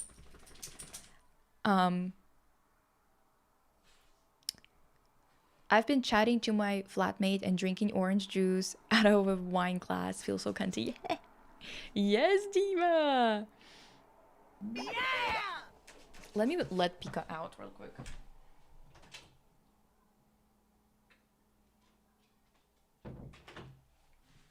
Actually, look, this skirt. I love this skirt. Oh, you can't see it. God damn it. It's so cute, you know?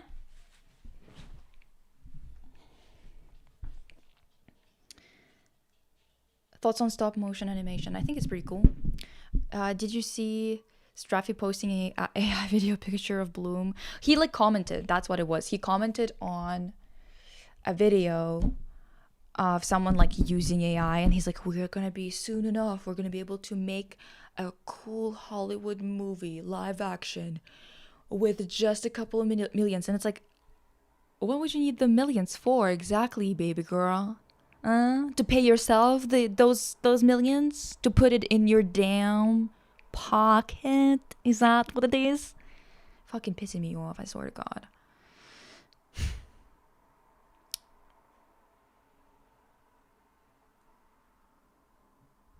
Girl, don't get me started on him.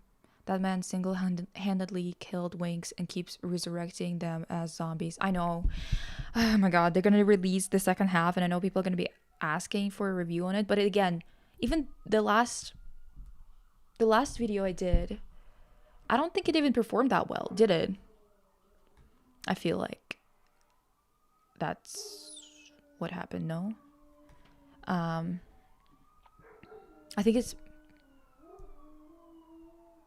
dogs howling, sirens wailing. I live for your Bratz sounds deep dive. I'm glad you like it. Guys, have you seen Frank and Sita coming out soon? Like dark romance stop motion. No, I haven't. What the heck? The only videos I haven't seen of yours are the Winx Club ones. Just wondering, why are those kind of videos so popular? I think it's because there wasn't any like deep dives into actual content of the series, and it was very popular like for a specific demographic. And yeah, I think it was kind of like a perfect cocktail, because especially I did the first video that kind of blew up in 2020 or 2021. No, yeah, I think it was 2021 or the end of 2020. Basically, it was prime time for people to be nostalgic and to look back, and everyone remembered about this. And also it coincided with Winx getting a live action on Netflix, and it was so bad that everyone was talking about, like, specifically about the fashion. So my video that was restyling it kind of got a lot of attention, and then I remembered about Winx, and I really loved the fashion in it and everything. It was a really big part of my childhood. I just enjoyed it a lot. So I think it was kind of like a perfect cocktail specifically for that. Lisa, would you ever restock your raindrop earrings and whirlpool choker?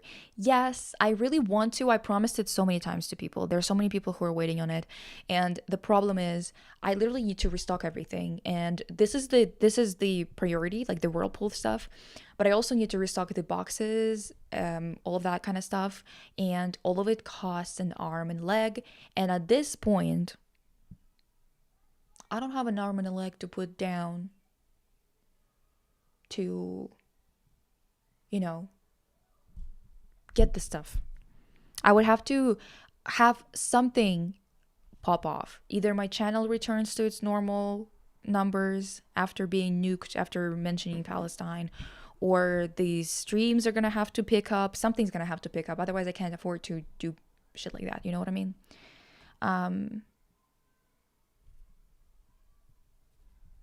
Nicholas Galitzin looks good as He-Man.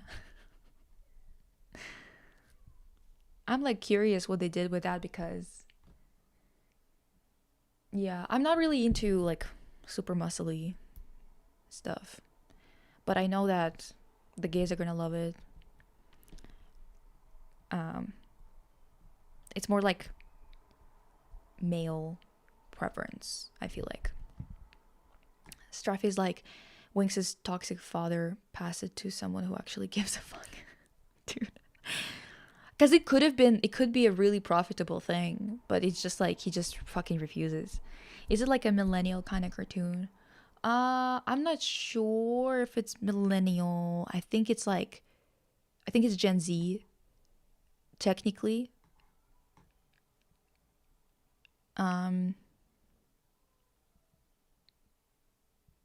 The thing that lives rent-free in my head from the Winx reboot video is the dry as fuck part. Did I say that? Did I? Me? That AI bubble needs to pop, like we already have evidence that it's more costly than effective. Exactly. I seen Totally Spies, which I think may be related to Winx. Oh yeah. I think Totally Spies was even released earlier than Winx. So Winx is more like, I don't know, do you see Totally Spies as a millennial show? I'm not sure. I checked for you, Diva. Your last Winx reboot video got 105k views. Oh, that's better than I remembered. But yeah, I guess like technically, since I made part 1, I should make part 2. But it's like, fuck, it's just so insufferable, and I don't know. It's just depressing, dude. It's just depressing for real. The way I decided to revisit the Winx around the same time you made a deep dive was indeed pretty crazy. Yeah, I think that a lot of people did. Like, I feel like that was the reason why it popped off. Nicholas, my favorite fruity, not fruity, buff, sexy actor. Is pre-orders an option? You know, I was thinking about that. Maybe I should do it this way because I think that's the only way I would be able to do it, because it's just a bit much. Because I would have to buy out, like, I believe it's like 40 units. And I don't know if they're gonna, I don't know. Yeah, maybe.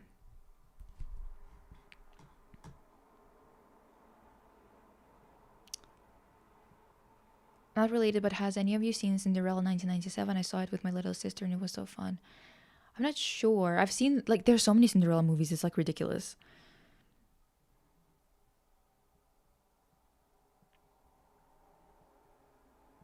I hope that He-Man film is as camp as it should be. I saw a TikTok like ad for it, and the beginning of it, the way that they were kind of approaching it, seems like they are going camp,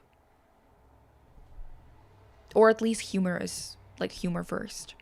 The best part of Winx Saga was it introducing me to your channel after the first trailers. LOL.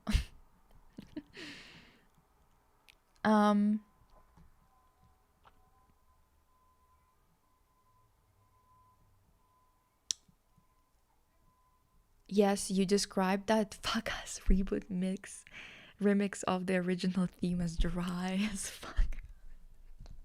Oh, so it was me. Love you guys. Gotta go to sleep. Bye-bye. Bye. Do I dare invoke the miraculous fandom? I don't know, Diva. Can we talk how bad the new Sophia, the first show, is? The theme song is based on the original, and it honestly reminds me of the Winx reboot theme song being such shit. I dare you all to hear it. I have never seen Sophia first, I feel like.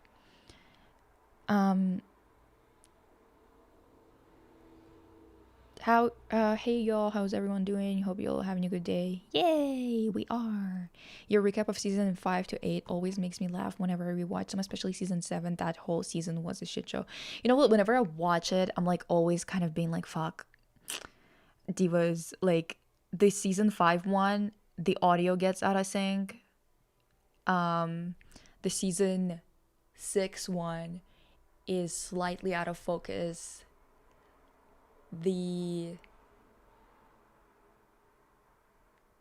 think that's it for them, but they like always, every time I watch them, I'm like, oh my god. I have a question for you. Do you think monoculture as we know it is dead? And if so, where do we go from here?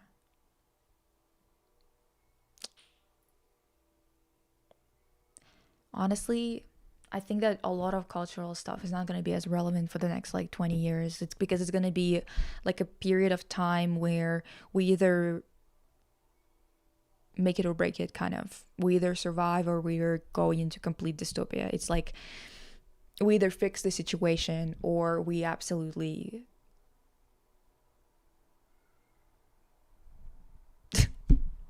so I don't think that culture is going to be that important because everyone's going to be struggling too much to think about it.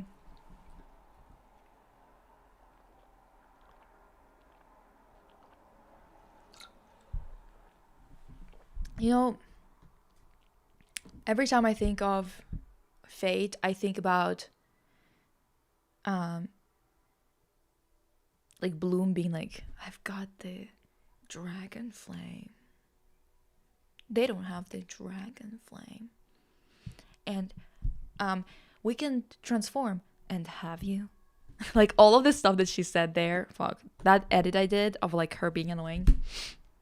Or not annoying, but being like really condescending to everybody. There is so many pieces on your website I'd love to buy, but they're sold out. I would love options to pre-order. Okay.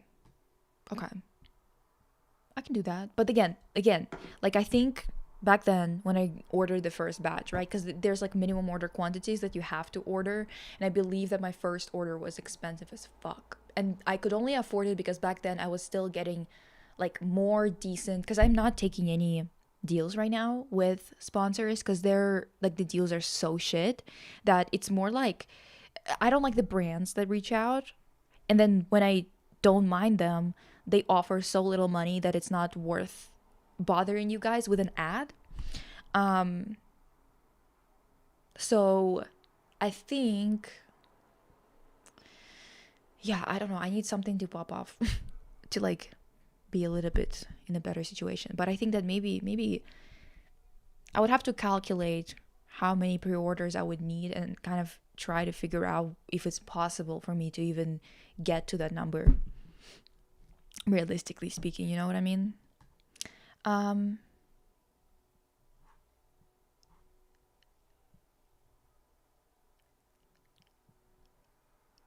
Barbie Sims 4 CCs. I haven't. I think that I haven't played Sims 4 in so long, and I'm like so pissed off that I even bought it. I spent so much money on that shit over the years. Like you don't notice it as much when it's over the years and like spread out like that, but it was an insane amount of money to sink into such a stupid ass game that never got good. It's just nuts.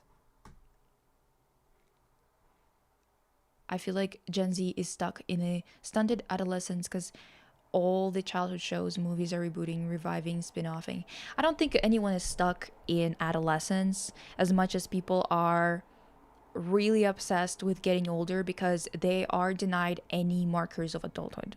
Kind of like with millennials, but it's even worse with Gen Z because Gen Z are living in the complete disarray. There's nothing to inherit. Their parents are working till they're dead. It's a really bad situation. There's no way to feel like you're accomplished when you can't even catch up. You're constantly in a hole. Like if you see the median income and the amount that you need, the minimum amount that you need to be making in order to not go in debt with each month, because people are always like, don't use your credit cards because this and that. And it's like, Diva, most people are not using their credit cards because they want to buy something expensive. They're using it for groceries because everyone is falling into a hole every month.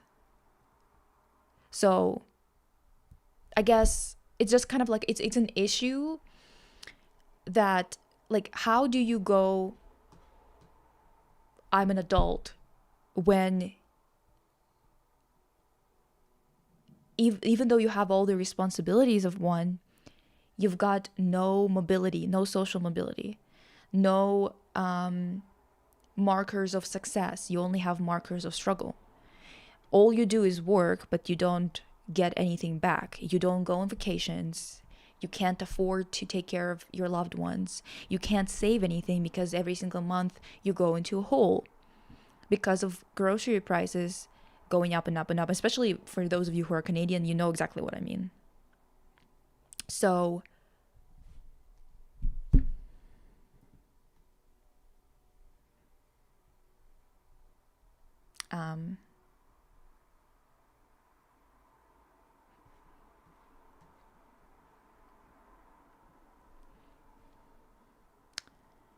it's past my bedtime, divas. Have a great rest of stream. Yeah, we're gonna be wrapping up soon.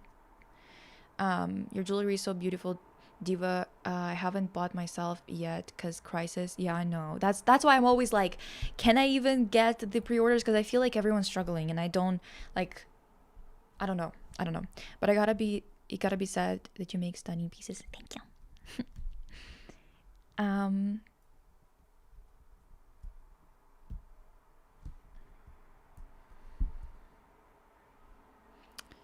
Talking about The Sims 4, you'd lose your mind if you saw their new marketplace BS. Fuck. I just deleted it off of my computer. And I spent so much money on it. You know? It's just so depressing that so much money was sunk into it. Because I always kind of like, I love The Sims and I always thought that it will arrive there at some point. I didn't always think that. I gave up like, you know, halfway through I guess. I just kind of realized that no matter how much extra content there is, it's just the gameplay itself is lackluster. Pink, I don't know, I'm from Latin America and it wasn't available anywhere, so I just pirated it.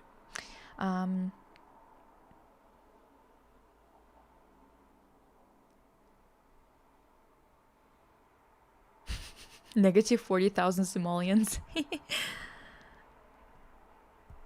That's a good point. I'm a millennial, and I think amongst my cohort, no one feels like an adult even though we're older.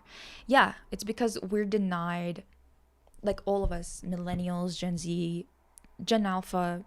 Gen Alpha are just kids still, but they are becoming adults right now, I think. Are they? When does it start? I don't know. I think regardless, all of these generations, like how I'm actually working on a sculpture right now that is going to be kind of like an AC unit, because it's just like there's so many things that are expensive and kind of a luxury to have, but now have become the base, like the bare minimum to survive. So we're kind of priced out of survival even when we technically have jobs and stuff like that. And these things are also connected to global warming and other things like that, global instability of climate, and the way that these objects are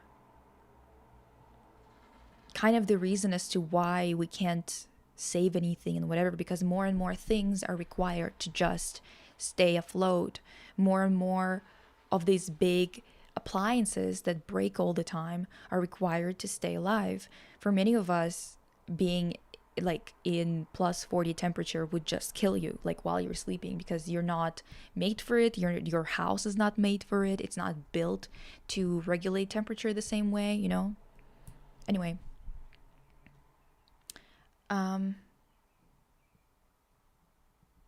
It's almost midnight here, going to bed, diva, but thank you for another Chinese stream. Yes, we're gonna be wrapping up in like a minute.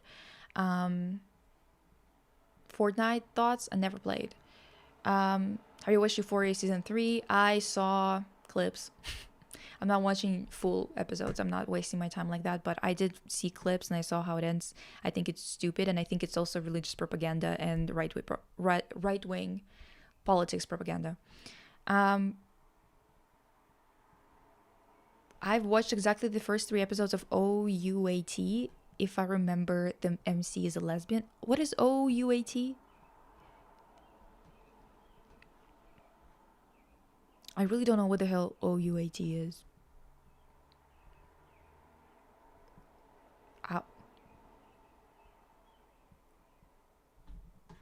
Once upon a time. Okay.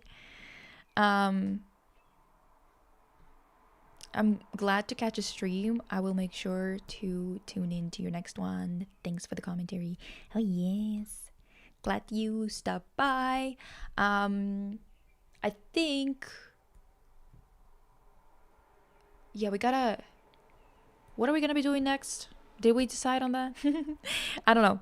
But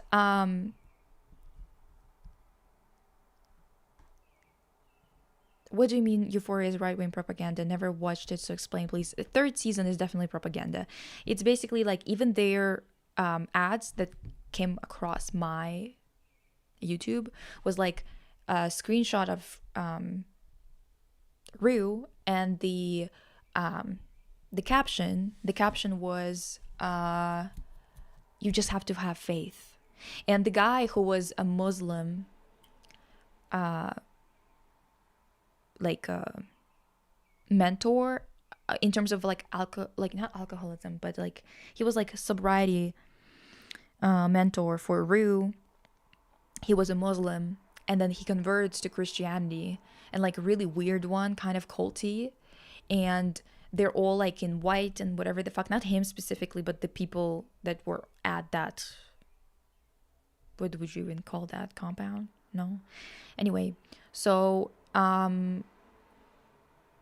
everyone, a lot of the characters, like for example, Lexi ends up being very religious at the end and talking about the Bible and how the Bible made her like feel like even when everyone is like suffering or dying or whatever the fuck, it's just like it made her realize things and whatever, and it's like very Bible heavy. What else?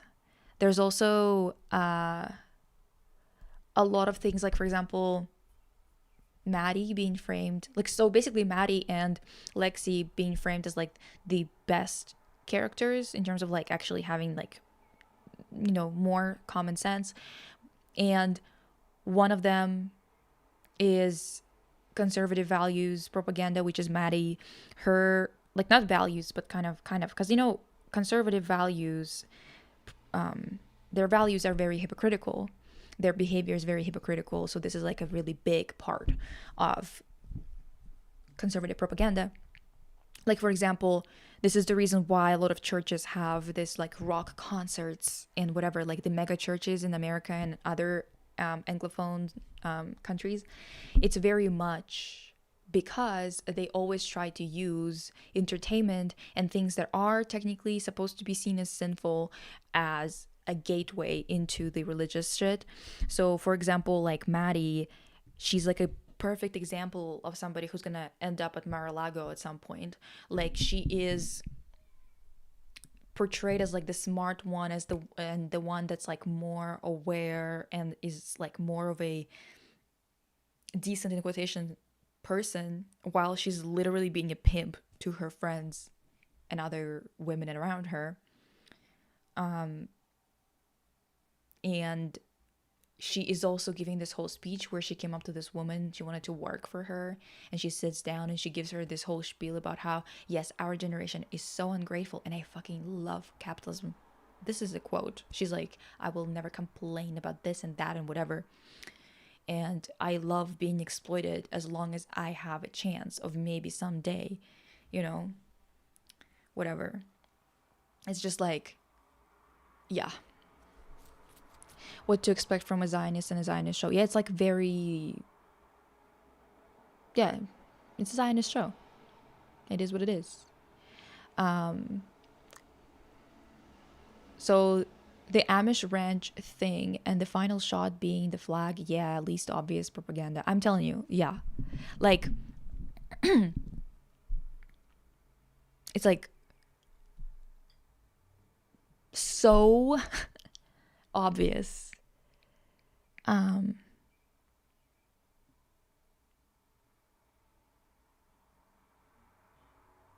I haven't watched Industry.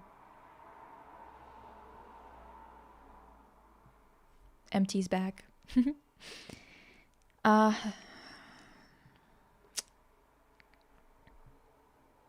What, bro? I'm Muslim and this pissing me off. What is Sam Levinson thinking? It's just propaganda. Like he's quite literally making propaganda. It's like look at them all like they all dead, or they're all in sex work, and those of them who aren't, or who have occupy a more like better position, they end up either worshiping capital or worshiping God, and specifically the Christian one, very Mormon coded one, which is like a freak strain of Christian adjacent religions, because it's so fucking weird. It's like even it's absolutely like deranged, Mormonism in general.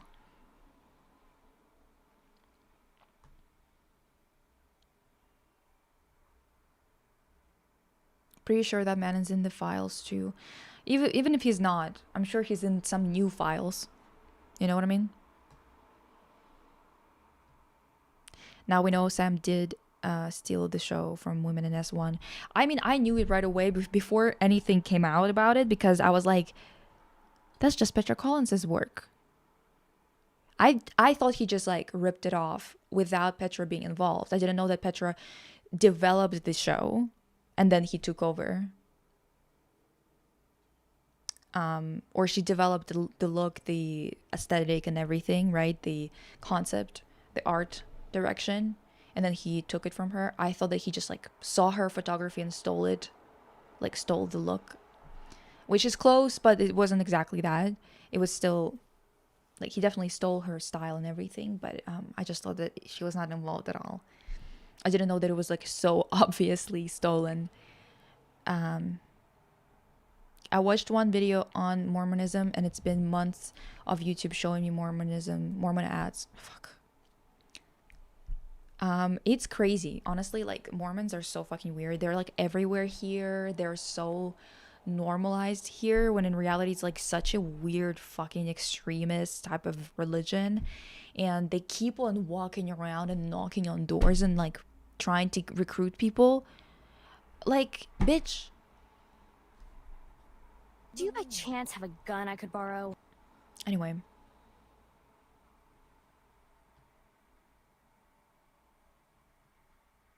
Anyway, guys. Great stream. It's been 3 hours and 48 minutes. It's almost 4 hours. Ooh. I'm gonna go eat. Go dig around the kitchen. Find something to consume. Perchance.